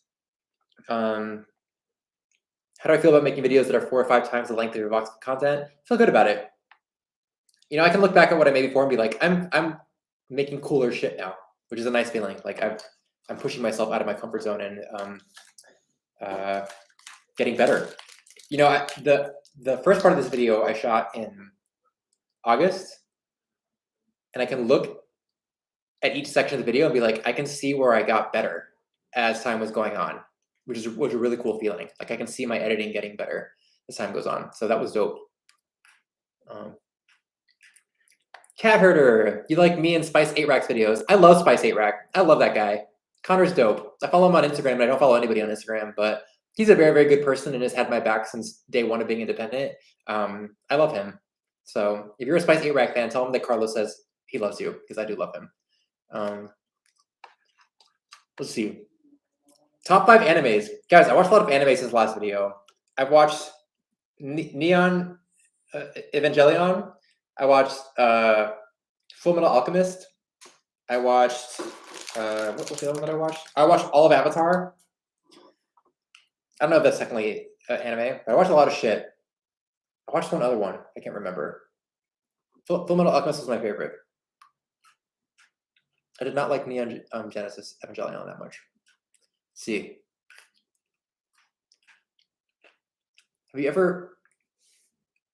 Have I seen the public controversies with Hassan? Yeah, I have. I think they're silly.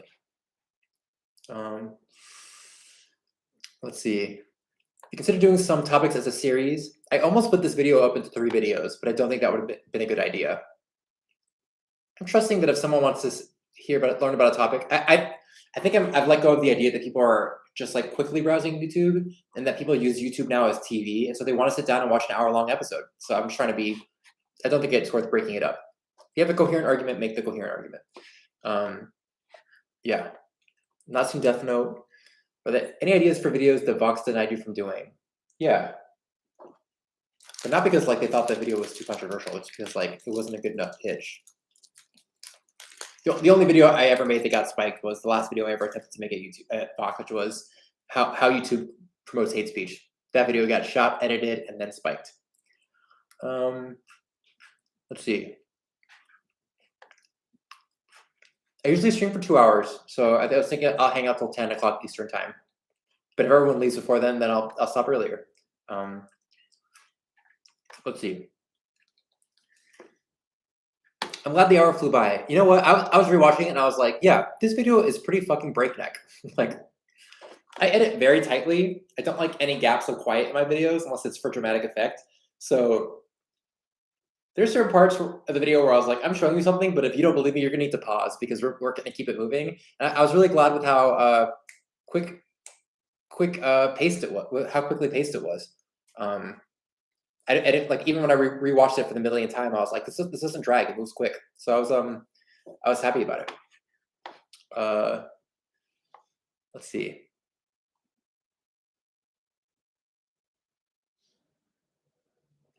Do I get all annoyed that my previous video got less attention?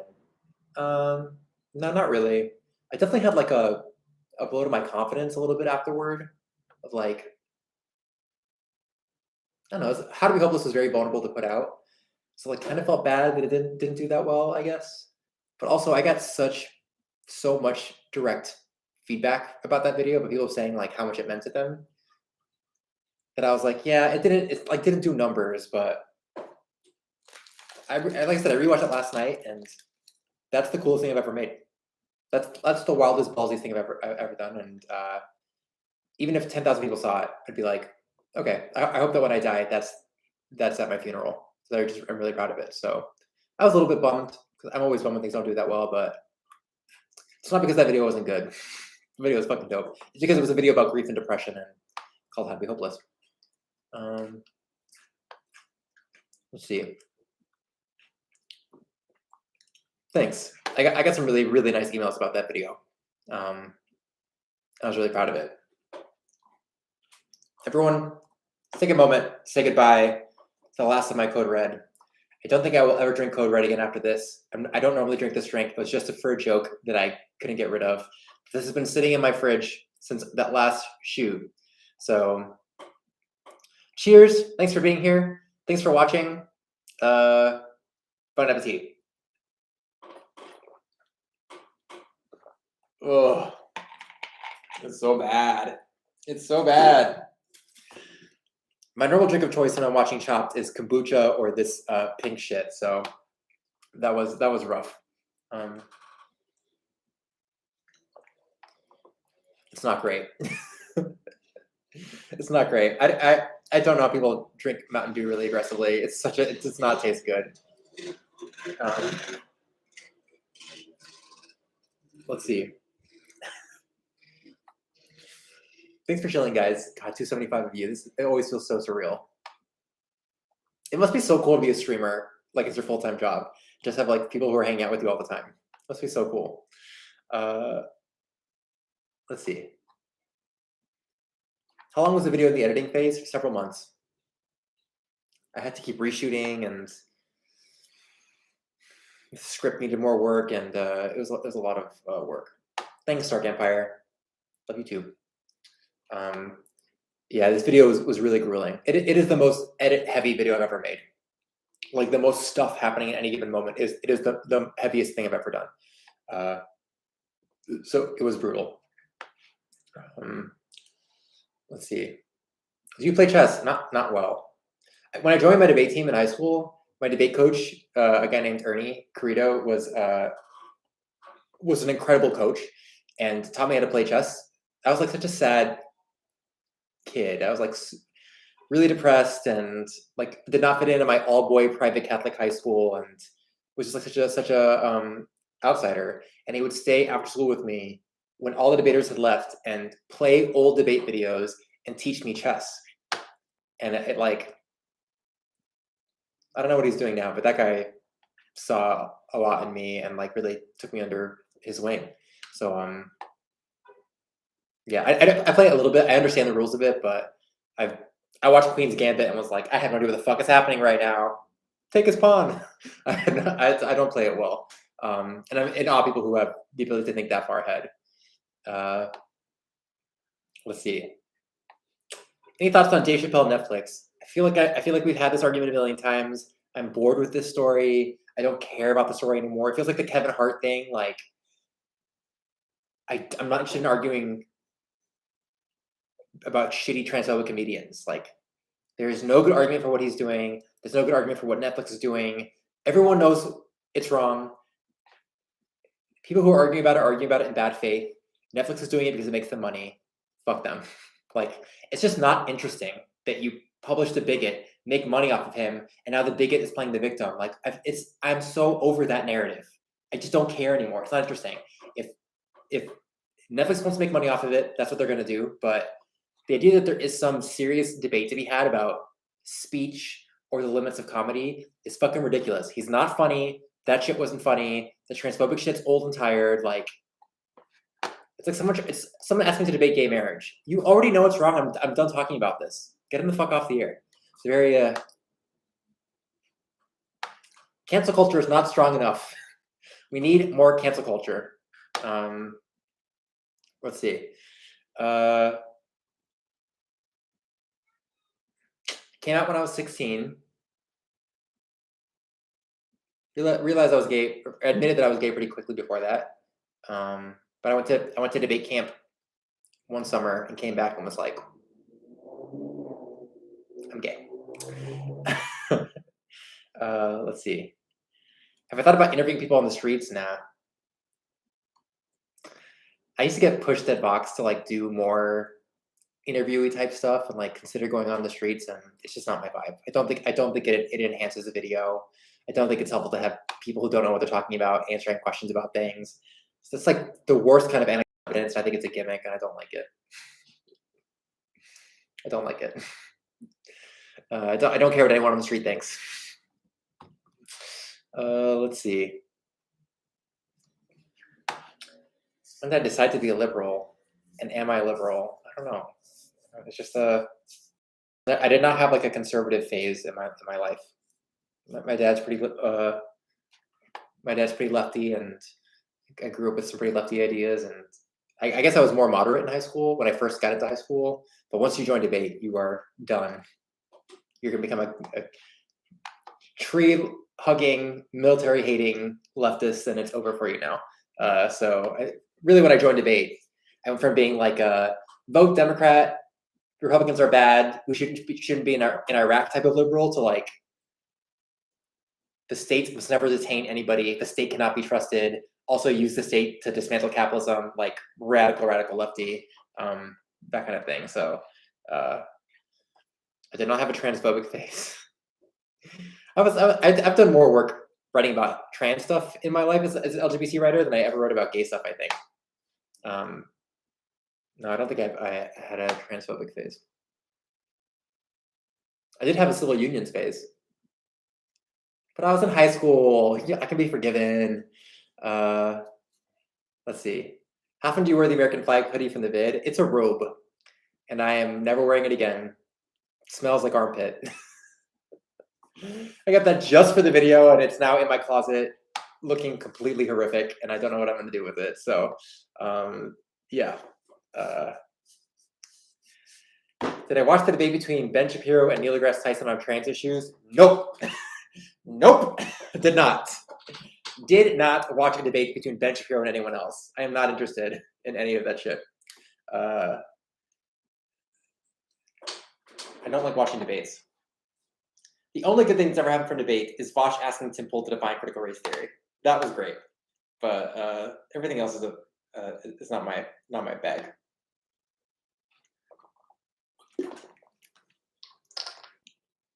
Unfortunately, the civil unions phase was also a little bit after I came out. I regret to inform you all that there was a phase in my life where I was trying to be the good gay, who was like, pride parades are too much. We need to assimilate. There was a phase in my life where that was how I felt. I was a 15-year-old, 16-year-old shithead. Had other bad opinions. I think it was. Oh, I was like unions are too extreme. We don't need unions. I had a pretty like like a dumb teenager and early 20s phase that I've thankfully grown out of. But I've had some pretty bad opinions. Younger me would not have done well on the internet if they were around today. But I was never conservative. I was just kind of a dumbass. My favorite Rue girl. It's tough. Favorite RuPaul's Drag Race girl. I mean, I like a lot of them. I'm really into UK lately. So like Tia Coffee, Bimini, I like Trixie and Katya, obviously, Sasha Velour. I love the funny and weird queens. Also, I get really into Violet and Gottmik lately. Their YouTube show is great. Let's see. I've had Albert for a little over a month now, I think. I got him right in the middle of editing this video. He's a very good boy, even though he does not like being around this light right now. I'm sorry, I thought he would come into this room, but he's really spooked by this big light, and I don't like picking him up and taking him places when he doesn't want to go there. I'm learning a lot about being a cat owner and being like, you gotta just like let them do their own thing. Like if they don't want to go, they don't want to go, and you can't really treat them like a dog and like pick them up. So it's more like having a roommate than having a pet, and it's great. I like it. He's very sweet. I watched Q Force. I really liked it. It was like really sweet and sincere. I really liked Q Force. Let's see what else. Ooh, you listened to Alex Jones when you were younger? That's rough. That's rough. Debate really helped me not go down the rabbit hole. But yeah, I had some dumb opinions. Oh, also, I was like, I don't know how much this was debate, but I used to love arguing capitalism good and U.S. military power good in high school. I would argue cap good and U.S. hegemony good all the time, and I was really good at it. So I have said some truly horrific, shitty things like the U.S. is the world's policeman. The U.S. must cannot let any other states rise in power. The only thing keeping the world together is U.S. military dominance. And like capitalism is going to get us into space. Capitalism is key to colonizing Mars. Capitalism is key to the space race. Capitalism key to everything. Like I've argued some truly horrific shit in high school because it was fun. It's fun to argue dumb shit like that and like be rah rah America. But it's obviously all wrong and dumb. And I would argue that now. But I used to argue some really like right wing shit. I used to argue that terrorism was good because if there was a terror attack, it would give the U.S. an excuse to build more military bases, and more military bases are good. I used to say that shit in debate, like truly wild, dumb debate arguments, but you know, that's what debate does. Did I ever argue for Guantanamo Bay? Actually, my freshman year in college, one of the 4 Supreme Court cases, one of them was Milliken v. Bradley, this Detroit case. One of them was a Guantanamo Bay case. So I have argued. I also argued a detention and search and seizure topic in high school. So I argued a lot of Guantanamo. A lot of like Guantanamo is key to our counterintelligence. I've argued torture good. I've argued like some really extreme national security shit. Thanks, Alex H. I also argued torture bad. My case, my senior year of high school, was about U.S. torture policy. But yeah, I've argued some truly like right wing neocon shit, like reading Charles Krauthammer in debate rounds. I mean, like Charles Krauthammer is right. Wild shit. Let's see. That's the other thing. Like, I can't make this into a video.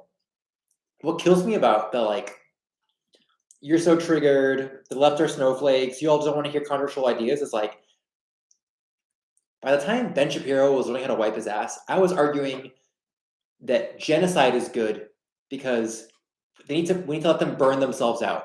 I've said some truly fucking vile things in debate and won trophies for it. It's cool and fun when you're in high school, and then you like learn to stop. You learn that those arguments are dumb and that being able to win fucked up shit does not make you smart or right. So it's always got like, it's pointless because who gives a shit at this point, but it always kills me that the right is like, you all are triggered because all of my friends are like the darkest people I know, and nothing the right says is triggering. Like, it's not shocking. It's just shitty and dumb and like not worth debate. But like, I have argued some genuinely unethical, like deeply unethical and surprising things. It's just not interesting anymore. Anyway, okay. In debate, you debated both sides, so I've debated both sides of all that shit. Thanks, Tag Knight. Thanks for coming by. Oh, that's another video, Joseph. The right, everything the right says is a projection. Dude, everything, like the cancel culture stuff, stop police stuff, the like anti-American shit, the like don't tread on me stuff. Like everything the right says is just exactly what the right does. It's very exhausting. Let's see. I've had a genuine debate with someone outside a debate club about politics. Yeah, I've had a bunch. I've had a lot of debates about like vegetarianism, a lot of debates about police stuff.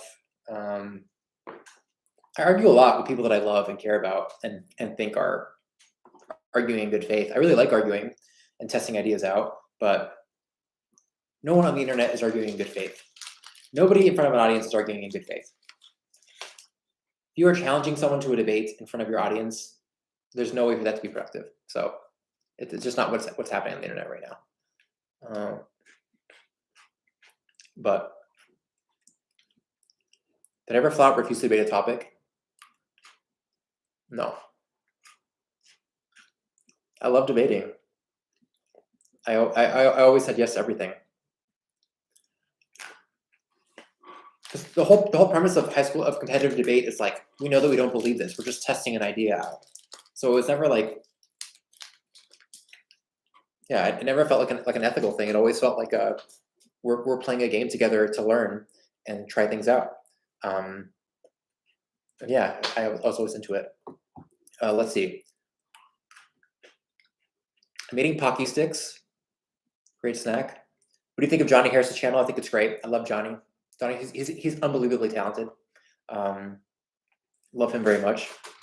I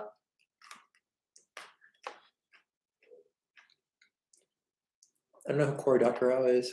Hey, Catherine. How do you keep your sanity researching and compiling your videos? Honestly, focusing on imagining how the audience will react keeps me sane. Like, I know this is nuts, but they will also think this is nuts, and I can't wait to show them this thing. I'm like very, very excited for this video to come out and be like, people are gonna freak when they see this. So that, and then going to the gym, playing D&D, petting my cat, having mornings to myself. Very little thing. Go to therapy every week. Go to therapy and group therapy every week. Lots of little shit. I mean, big shit. Let's see. Where's the liberal Fox News? Doesn't exist. I don't think it can exist. Jason, no, I'm not still playing as Rook, but I do still have the photo of him up here. My first ever D&D character, my half-orc paladin. I don't play in that campaign anymore, but he is forever in my heart. And every campaign that I've DM'd since then, there's been a Rook NPC who pops up and helps players. Let's see.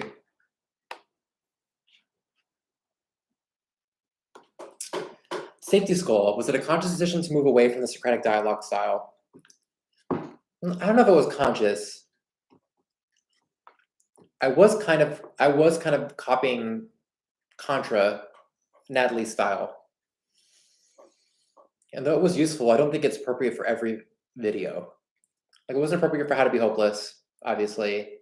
And I didn't really want to do an erase video because I felt like it was much cooler to show the conspiracy theory route, so I didn't want to use it for this video. I think the last video before that, they were in the cops one. They're going to come back, I think.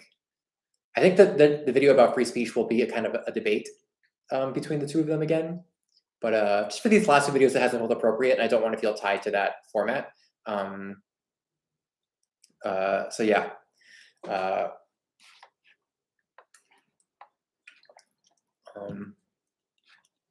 Oh wait, Jason, are you the one who made this rook drawing?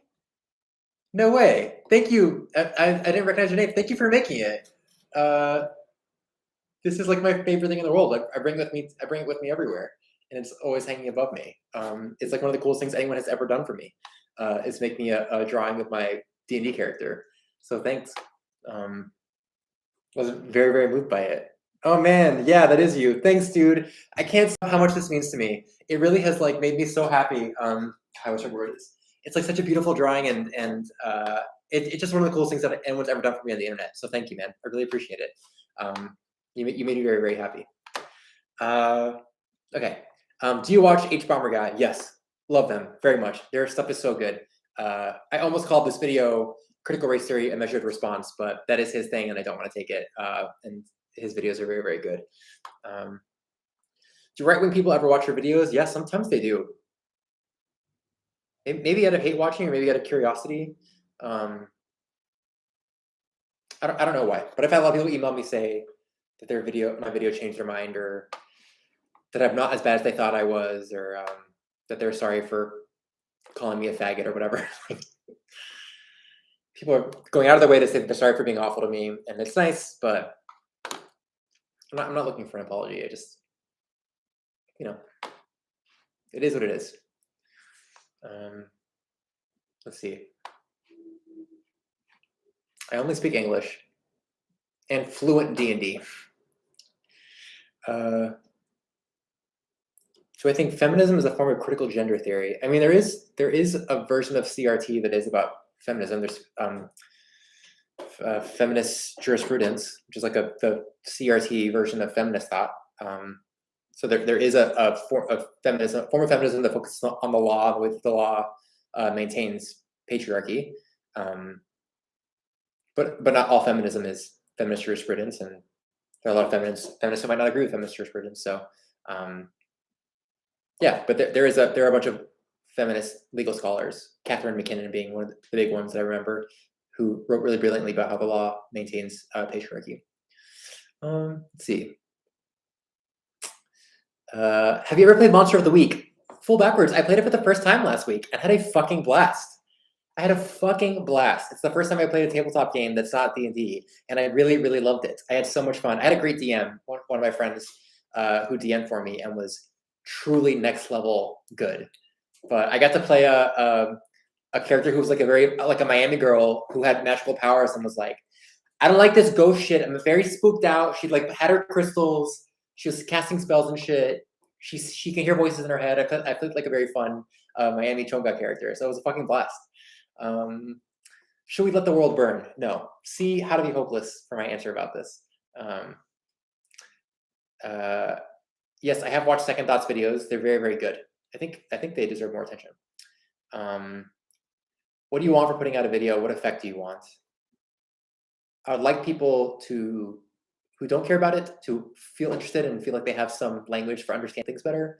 I like people who want the tools to persuade their friends, to be better equipped to persuade their friends afterward. And I would like people who disagree with me to believe that I've made argument in good faith, and that I feel like I pushed myself to the limits of my abilities.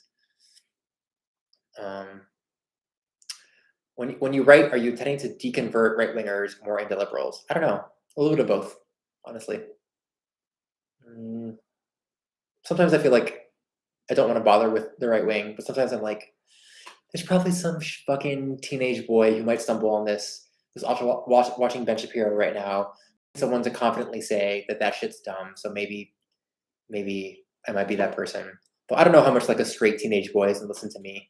I'm not really the most persuasive person in the world for them. But yeah, I do hope I not change their mind, but stop them from going down the rabbit hole.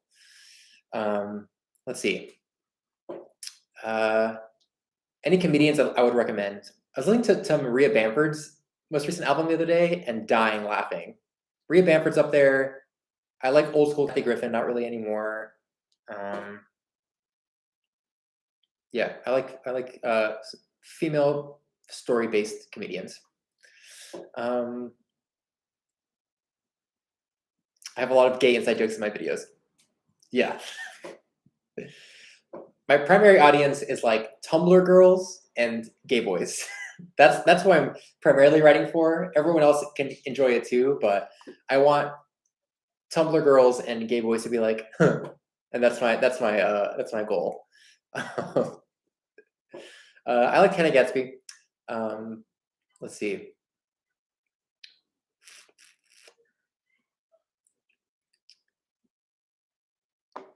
I'm glad, as a straight teenage boy, I've had an impact on you. Dope. I'm glad to hear that, Mason. That makes me happy. I did not think I could ever persuade a straight teenage boy, but that's dope. Let's see. My opinion about Bill Maher. Bill Maher should give me his show.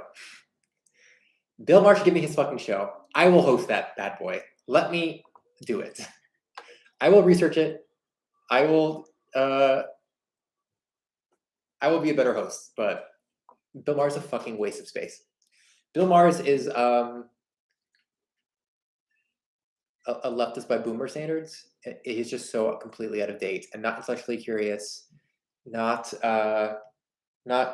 curious about himself, is not aware of his own biases, hostile towards young people, just like the most exhausting kind of like, you're a fucking dinosaur, it's time to give up the ghost thing. He's also just a rich asshole who would rather be friends with Ann Coulter than give a shit about politics. He has no skin in the game. Like, get him out of there.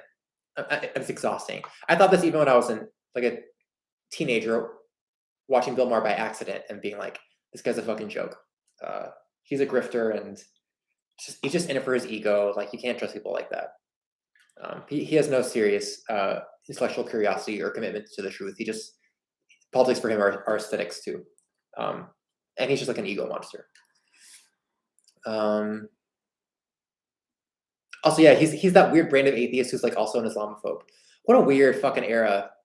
What a weird time capsule that was. Like, I mean, still is, but like that generation of like big left-wing atheists who all ended up just being Islamophobes, and that was really their whole shtick. And Mars, one of them, Hitchens, on YouTube, like the big YouTube atheists who all just end up being bigots. Like, what a bad time for atheism.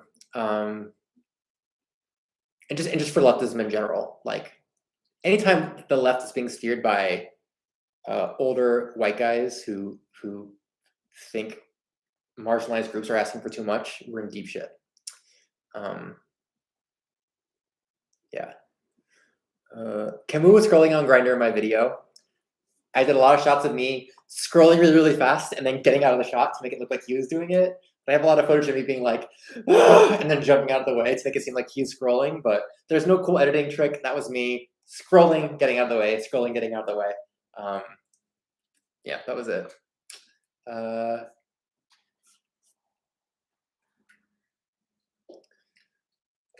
Why does it seem like everyone left Vox? I don't know. Certainly the big like on-camera people have gone on to other things or been pushed out, but I don't know. Definitely their aesthetic and their approach to video making has changed. I mean, it changed even while I was there. It's just very different. It's like feels less authentic. It feels more corporate now, which is a bummer. Though obviously, like some of my best friends still work there and make really cool shit. But I think like in general, the company's philosophy is very corporate and like play safe. And yeah, Rain the femboy. I don't know what becoming a femboy means, so I don't really have any thoughts on it. I feel like I'm already kind of femme, but I don't know. Let's see. If I could change one thing about public education in the US, what would it be? Debate is mandatory. Competitive debate is mandatory for everyone. You must take a critical thinking class and a civics class, and debate is mandatory. Let's see. Decolonization. I'm not smart enough to know a lot about it. Sorry. I think the main thing that stops you from becoming a streamer or like a more prolific YouTuber is I am terrified of weighing in on things that I don't know a lot about and having an opinion just because my audience wants me to have an opinion on something.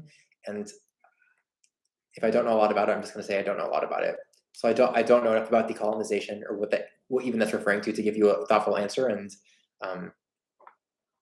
giving a bad answer to that is not worth it. Let's see. I like some more news. Yeah, I think they're very good and very like they have a very cool, unique voice. Love philosophy too. She's great. She's way smarter than I am. Like every time I watch her videos, I'm like, damn, I am struggling to keep up, and not struggling to keep up, but like it's very heady and abstract in an accessible way. But I could never make a video like that. Like they are very, very smart, and also just like a very compelling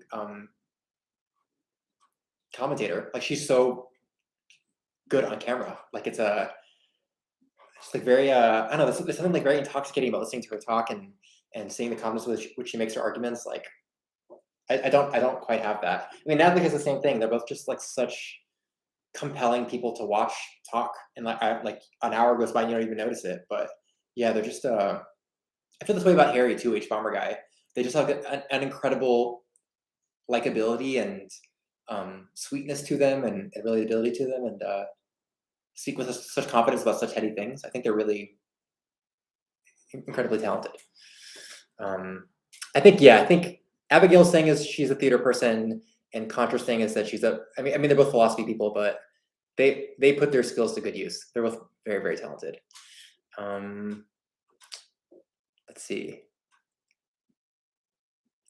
I don't know Patrick Willems. Favorite right winger. Favorite in what sense? Like they're most entertaining to watch? Because like Ben Shapiro is very boring to watch. He's like not a very good speaker. I don't know. Favorite right winger. I don't know. It's tough. Maybe Hannity. Hannity is fun to watch. I also have Hannity's phone number in my phone, and I haven't decided what I'm going to do with it yet. Don't ask how I know that. How I have his number. But Hannity is fucking Hannity like does not believe a word that he says. Is purely in it for the performance of it, and it's such a grifter that it's like actually entertaining. I like watching Hannity. He's so stupid and like so not persuasive, and like obviously his heart's not in it. I just like it. My thoughts on Natalie Winner, that I like her and that I love ContraPoints. Let's see. Do I give into climate doomerism? Not really. You're meeting significant other's parents and I'm cooking dinner. What's on the menu? Fuck. I cannot cook to save my life. Shit. I don't know. Can I make brunch? Can I make scrambled eggs? I can make like a really good egg strata. If they're meat eaters, I would probably make them battered Cuban chicken and white rice and beans and like some veggies. Otherwise, fuck, I don't know. I'm a really bad cook. Maybe like a peanut orzo or something. Peanut tofu orzo. I used to make when I was training for a marathon. Let's see. I'm not a very good cook. I make killer scrambled eggs, soft scrambled eggs. I love Lindsay Ellis. She's really sweet. I've had dinner with her a couple times. She is very, very cool. She's had a very brutal year, and she's actually an incredibly dope person. And I don't know, being online is fucking brutal. But I've run 3 marathons. I've run the DC Rock and Roll, DC Marine Corps, and the Philly Rock and Roll. So let's see.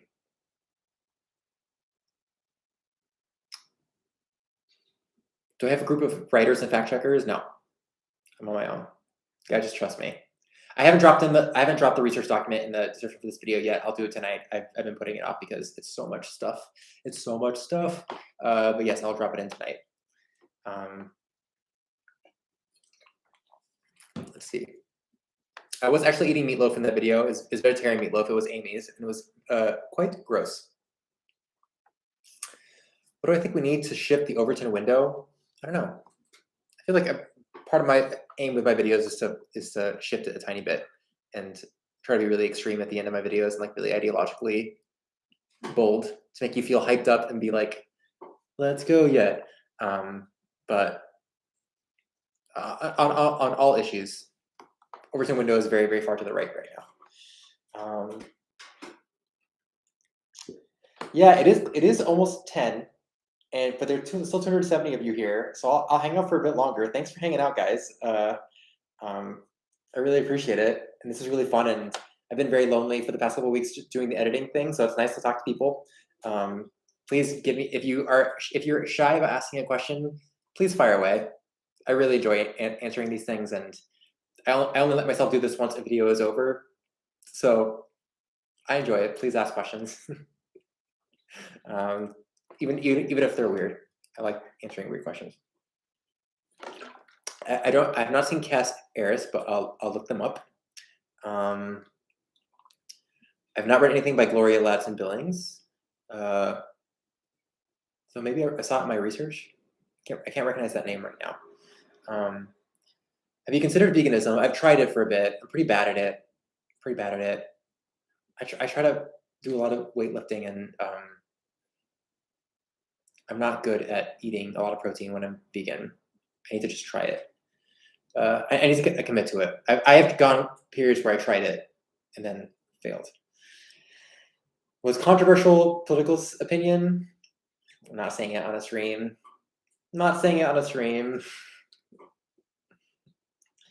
I am very radicalized by the past few years.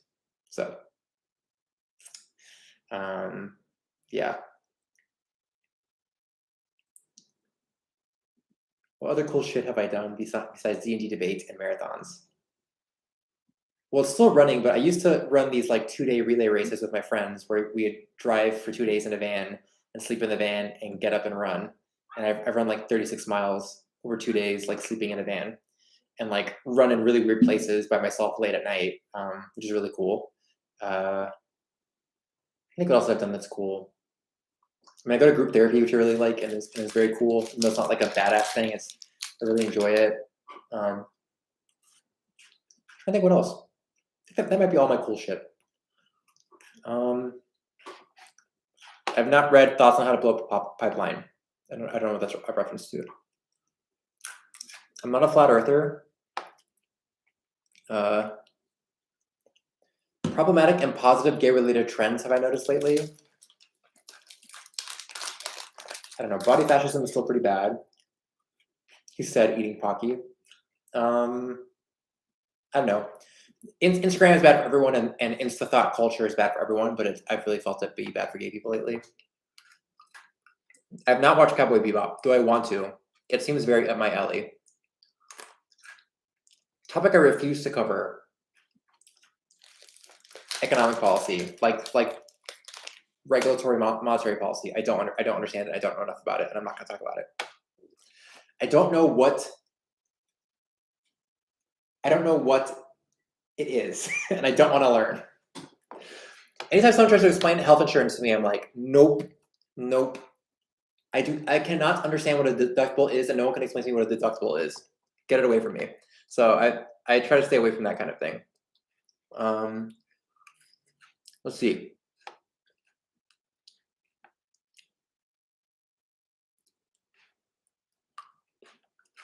Sorry, I marked the spammer. Favorite dinosaurs are Triceratops. Any advice for maintaining good health and exercise when you're in a bad mental health space? I'm not the person to ask about this because I really struggled with it lately.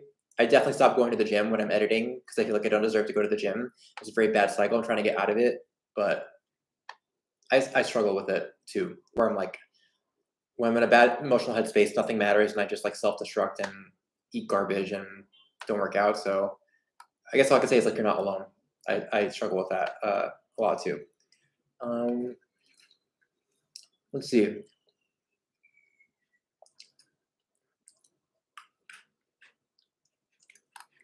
Fave dinosaur. Pistol. Sorry, I'm trying to mute the weird spammers who come in.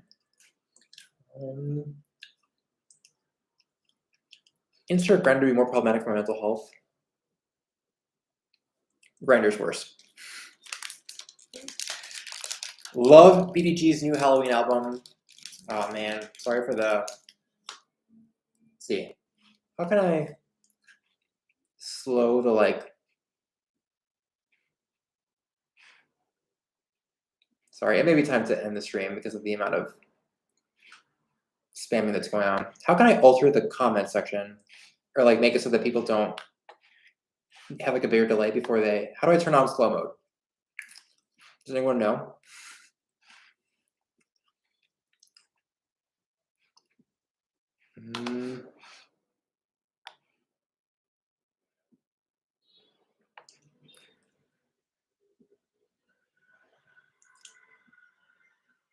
Yeah, sorry, I'm just gonna Google really quickly how to do the filter thing once this stream is already running.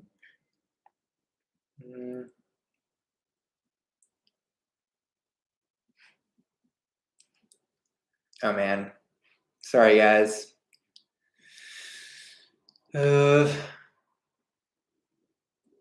well, if I can figure out a way to slow mode, there we go. I think I turned on slow mode. It's my first time getting like a brigaded in a chat. So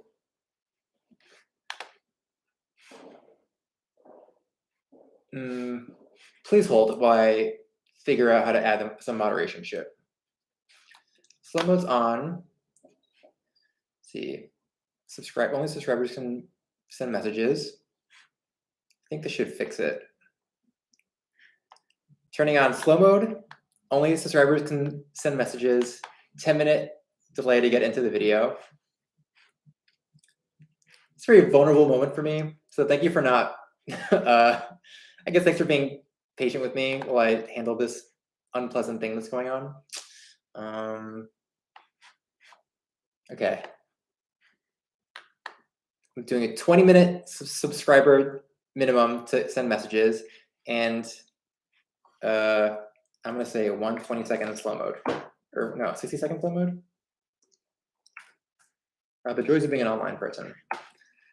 Cool. I think we're okay now. Sweet. Thanks, guys. Thanks for being patient. All right. I've got to enough therapy to be able to survive this. I more just don't want you all to have to like feel uncomfortable with it and feel weird about it. I'm fine, but sorry. This is the reality of being an online person, is that this happens sometimes. Okay. Moving on to whatever else was going on. I think that fixed it. That means that you all are subscribers, so thanks for being subscribers. Also, I think we're really close to 90K, which is wild. Actually, let me just check where we're at. We're at 90K! Oh shit! Wait, let me just make sure it says on my page, but let me make sure in my YouTube studio. Let's go! We're at 90K! Dope, that's so cool. We're at 90K. That's really cool. That's really dope. Thanks, guys. That's so much. Okay, I'll hang out for longer.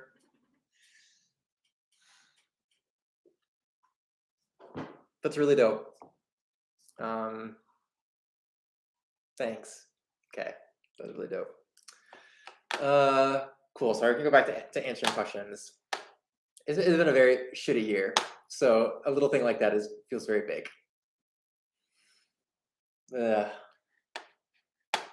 Okay. Thanks, guys. Making video shit on your own can be very lonely and a big like self-doubt thing. So I know it's like it's just a number thing, but it feels really good. Do I have any houseplants? Yeah, I have a ton of them. You can't see it in this room, but my living room has like 2 windows packed full of shit. I've grown 2 bell peppers from seeds. It's really wild. I have a lot of plants. I have a very green thumb right now, and I'm really proud of the plants that I've grown. I've turned my apartment into like a little oasis. This is real basil that I grew from seeds, and I got this trellis, and I also have a hanging plant up there. But yeah, I have a very green thumb right now.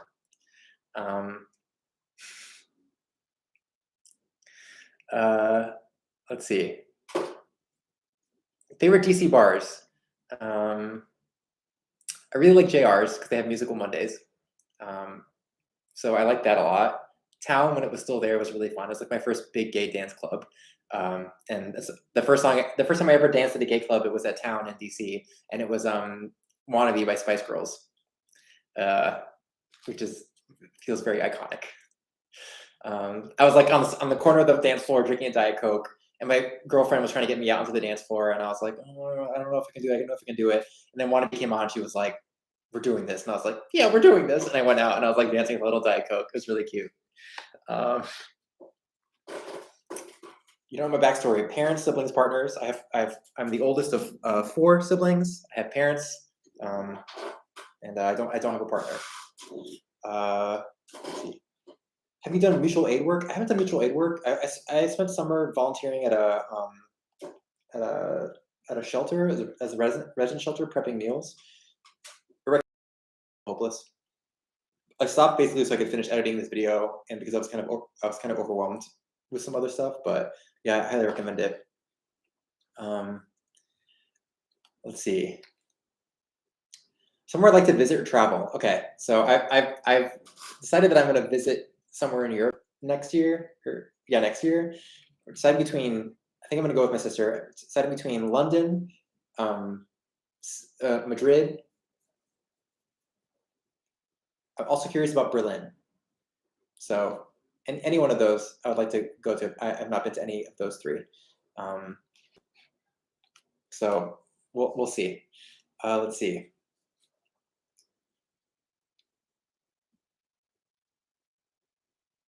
Oh, Joseph, good luck on your upcoming surgery, bub. I'm sorry you're nervous, but sending you good vibes. I'll keep you in my mind. Good juju to you, bub. Any new music I've had on repeat lately? Grant, the new Remy Wolf album is unbelievable. No skips. The new Remy Wolf album and the new Casey Musgraves albums, both incredible. No skips. Love them both. I've been listening to Remy Wolf and walking around Brooklyn, truly feeling the shit out of myself. Like really, really, it's so good. I have tickets to see her next year here in New York, and I'm like, I'm so excited for it. So yeah. Now, what an emotional roller coaster these past 10 minutes have been. Like, brigaded, 90K, stabilized. Like, getting back down to semi-normal. Favorite color is dark green. I don't speak that much Spanish, though I understand it when it's being said to me. If you had to play a sport that wasn't running, what would you pick? Baseball. I used to play baseball when I was a kid, and it's my kind of sport. Short bursts of running, mainly just swinging a big thing and hitting a ball. Favorite book you read during the pandemic? The Plague. Oh no. I'm just double checking the name. How to Be Lonely or How to Be Alone? How to Be Alone. Yeah, the name of this book. I'm not How to Be Alone. That's the Lane Moore one. The Art of Loneliness. There's a book about being lonely that I read that helped me a lot. Yeah. Let's see.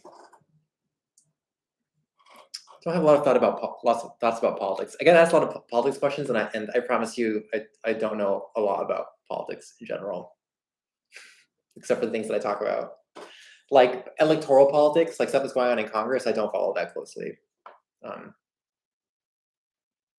Yeah, so I'm sorry I can't answer your questions about Warren because I don't pay that much attention. I'm not good at dodgeball. Very slow on my feet. Not religious. Thoughts on Halloween? I get very freaked out by it. I'm not that creative of a person when it comes to costume stuff, so I get very overwhelmed easily. I got a ticket to like a Halloween dance party and sold my ticket because I got anxious. So yeah, I like it. My best Halloween costume ever, one of my best ones was when I was dating a guy and we dressed up as Lucas and Ness from Earthbound, and that was very cute. But yeah. Am I into tabletops? Yes, I DM a D&D campaign, and yeah, I'm very into tabletop games. See, I don't watch St. Andrewism. I don't know what that is. Sorry. Have not seen Dune yet. I thought I was West Coast. I feel like I'm very East Coast. I feel like West Coast people are think of me as very aggressive. That's cool. I feel like I would not do well on the West Coast at all. Cat is named after Albert Camus. Don't play Warhammer. Batman or Spider-Man? Batman? Nope, Spider-Man. You could change anything in the world. What would you change? Oof, I don't know. Mandatory debate classes. Everyone has to learn how to debate. Sick of it. Sick of the lack of critical thinking, the lack of curiosity about evidence, all that stuff. Maybe I'll wear one of these wigs as my costume. I'm telling you, this could be The Witcher. This absolutely could be The Witcher. I just need to have much bigger muscles and a sword, but this could work. We'll see. I did watch The Witcher, and I liked it very much. I cannot be your second husband. Sorry. I'm very pessimistic about the prospects of romantic love for me in general right now.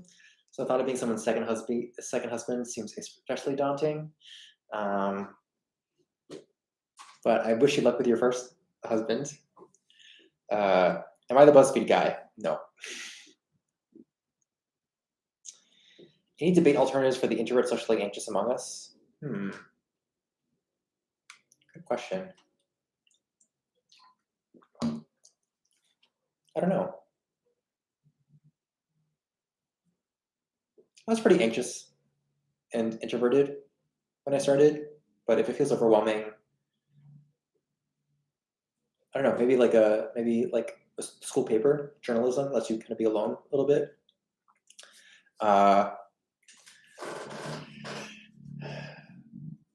Thoughts on K-debate. This means like critical debate, like very philosophical debate. I hated it when I was in high school and college, and now I love it. It's the only thing I care about. I have become the K-debater of my own worst dreams, or my own worst nightmares. Thanks for coming, Rick. Thanks, Blair. Really appreciate it. What would you tell your pre-pandemic self? It's about to get rough, son. No, I would. I guess I would say, like, be more honest about when you're struggling. Be more aware and in tune with when you're struggling, and try to be proactive about it before it gets to a breaking point. I think I delayed feeling anything and feeling fucked up until it was like I was like shutting down. Let's see. If you're asking follow-up questions, like why do you say that? I don't mean to ignore them. Sorry, I probably just didn't see them. But yes, I'll happily answer follow-up questions. Is J school worth it, Maddie? I don't know. I didn't go to J school, and a lot of people that I know who went to J school are dumber for it because they learned really bad lessons. So I don't know. It's very expensive, and I don't think you need it unless the job that you want really requires J school. But I don't. I didn't go, and people have learned some very dumb ideas from journalism school. I like working at Vox. Yeah, I like some parts of it a lot. I like working with my best friend, who still works there and was my editor when I started. That was really fun. Getting to like come to work every day and just hang out with your best friend was really great. And I liked having a big audience and getting better at what I was doing. But obviously, like working in a corporate newsroom has its own shitty things. My coming out story, I feel like it's so cliche. I'll give you the drive-by. Went to debate camp, had some gay experiences and was like, work, probably gay. Then came home, came out to one of my debate camp friends online over AIM, and then I was like, okay. And then went to class and started telling people on the debate team, like, by the way, I'm gay. And then came out to a bunch of people at school, then came out to my mom, and it went like okay. Came out to my sister, and it went fine. It went well, and then came out to my stepmom, and then my dad found out, and then everyone knew. But it was not like traumatic or anything like that. It was just coming out is uncomfortable and is weird. But I have a very supportive family, and I have not experienced a whole lot of like weirdness around that in my life. Thankfully, I'm very lucky. Advice for a teenager going to college, James. Don't sweat it. Sure, it's really not a huge deal. Find people who are weird like you and hang out with them. Be gentle to yourself. Be curious. Explore weird shit. Lean into the weirdness of it, and don't worry, no one's gonna remember anything you did in college. So it's not a huge deal. It's just a chance to have fun and explore. Let's see. A movie I liked recently. Oh my god, yes.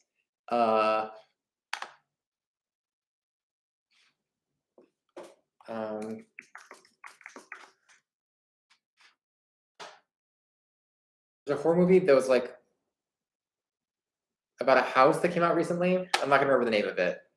I watched a couple horror movies recently that were pretty good. It was called like House or Other House or Night House. Good scary movie. Let's see. I did not work with Parker Malloy at Media Matters. We did not overlap. But while I was working there, I was talking to her about LGBT stuff because that's what I was working on. And then after I left, she started there, so we like crossed paths. I'm pretty pessimistic about the midterms, Jacob. I don't think it's going to go well for us.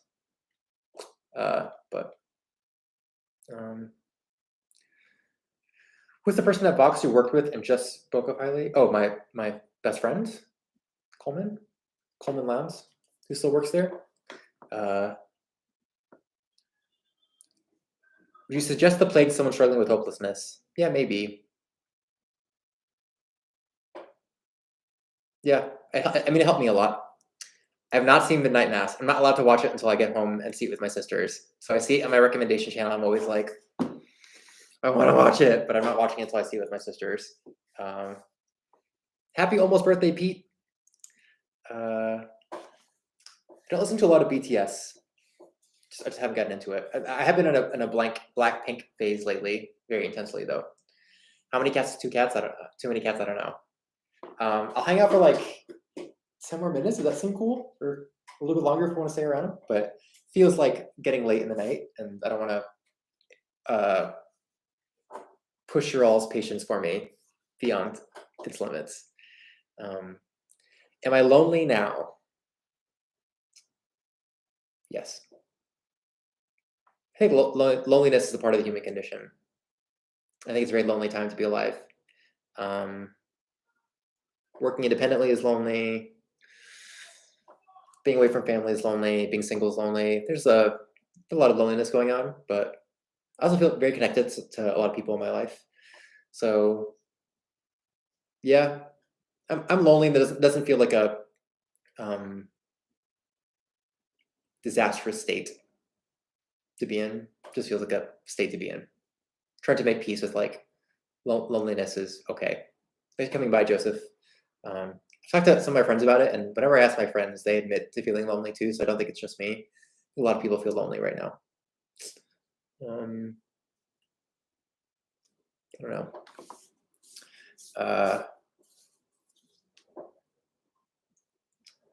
Upcoming projects. Yeah, I mentioned that the next video will either be Elon Musk or free speech is bad. So one of those two to look forward to.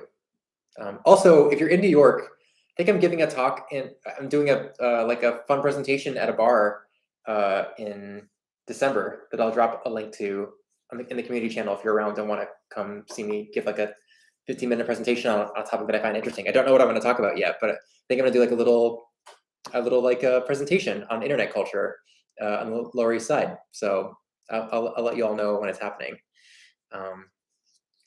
Did the stained shirt mean anything specific? No, I just wanted to look like I was unraveling at the beginning of the video. I wanted a good way to hook people in, and I felt like me spilling Mountain Dew all over myself was a good way to hook people in. So yeah, that was my only, it was just a dumb gimmick.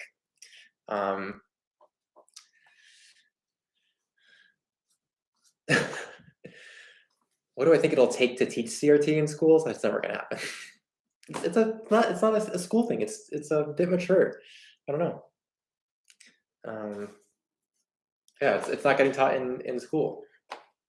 And maybe it should be. Like, I do think they should teach that Detroit case, obviously, which is kind of like critical race theory a little bit. It's hard to avoid that conclusion, but I feel bad that my cat has not come in. But if you look at my Instagram, I posted a very cute video of him today. So you'll see I have really cute footage of him that I edited with that song "Here Comes the Boy" over it. So there's cute cat content out there. It's also on my Twitter account, so it's out there. But he's being very shy, and I respect his anxiety right now. Last thing I want is to like bring him freak out on camera. Like, not worth it. Let's see. Yeah, cats have no respect for streams. Oh damn, Anthony, I'm glad you work on a hotline. That's like really comforting to know that people are struggling with loneliness too. It's brutal out there right now. I don't know. Part of making videos is to feel less lonely. Like part of making anything is to feel less lonely by expressing something personal about yourself. But yeah, I definitely feel it lately, and it's brutal. Becky, I did catch the first episode of the new Critical Role campaign, and I loved it. Laudna is my favorite character. I'm like, I'm already obsessed. Critical Role is like a big D&D stream, and they started a new season, and I really, really love it. So yeah, I did watch it. It was my treat after publishing my CRT video, was to watch the Critical Role episode.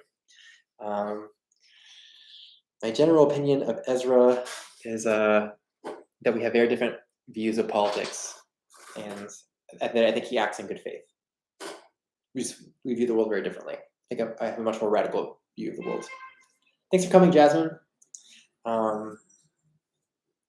Exile Joster, I do think I'll stream a little bit after, not directly after this tonight, but I think probably this week or next week I'll stream a little video gaming, just to like, I don't know, it's always fun to stream a little bit. So if I'm playing something and it seems easy, I'll stream a little bit. But I think tonight I just want to play Pathfinder by myself and like make a gay character and just be gay and nerd out. So I'll probably do that on my own. Yeah. See.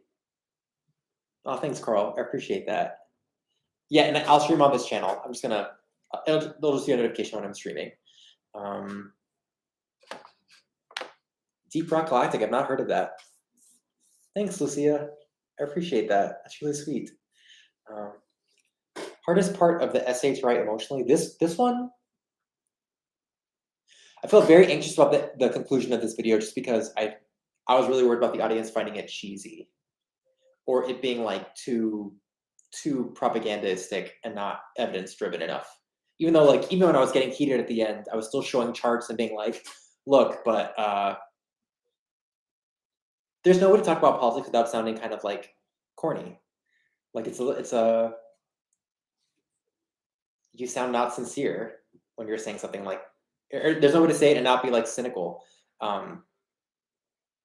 What I mean is, when I'm trying to finish a video like that, I'm trying to make an impassioned argument, I have this deep fear in my mind that the audience is going to be like rolling their eyes at me and being like, oh, you're being so like heavy-handed and corny.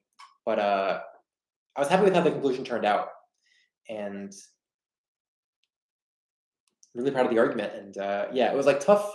It's always tough to end a video and like try to make a conclusion that will feel persuasive, but I'm really proud of this one. I like how it ended, and I love the outro very, very much. So it was tough, and I really, really liked it. But everything else in this video felt emotionally kind of easy to write, because it's just like stuff that I feel like I need like the back of my hand. Yeah, I think I'm gonna head out, but this has been so fucking dope, guys. Thanks for hanging out with me. sorry about the trolls who showed up. I'm really glad I got to see the 90K thing while we were all here together. It was really fucking cool. So I'll probably stream a video game later this week. I don't know, man. Thanks for being here and being fucking cool.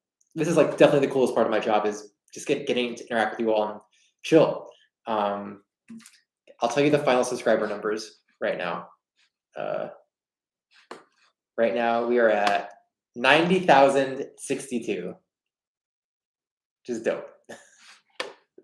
So cool. I'm gonna go freak out on my own. Love you guys. Be good to each other. Be good to yourselves. Thanks for being good to me. I really appreciate it. And I'll see you guys around. Bye.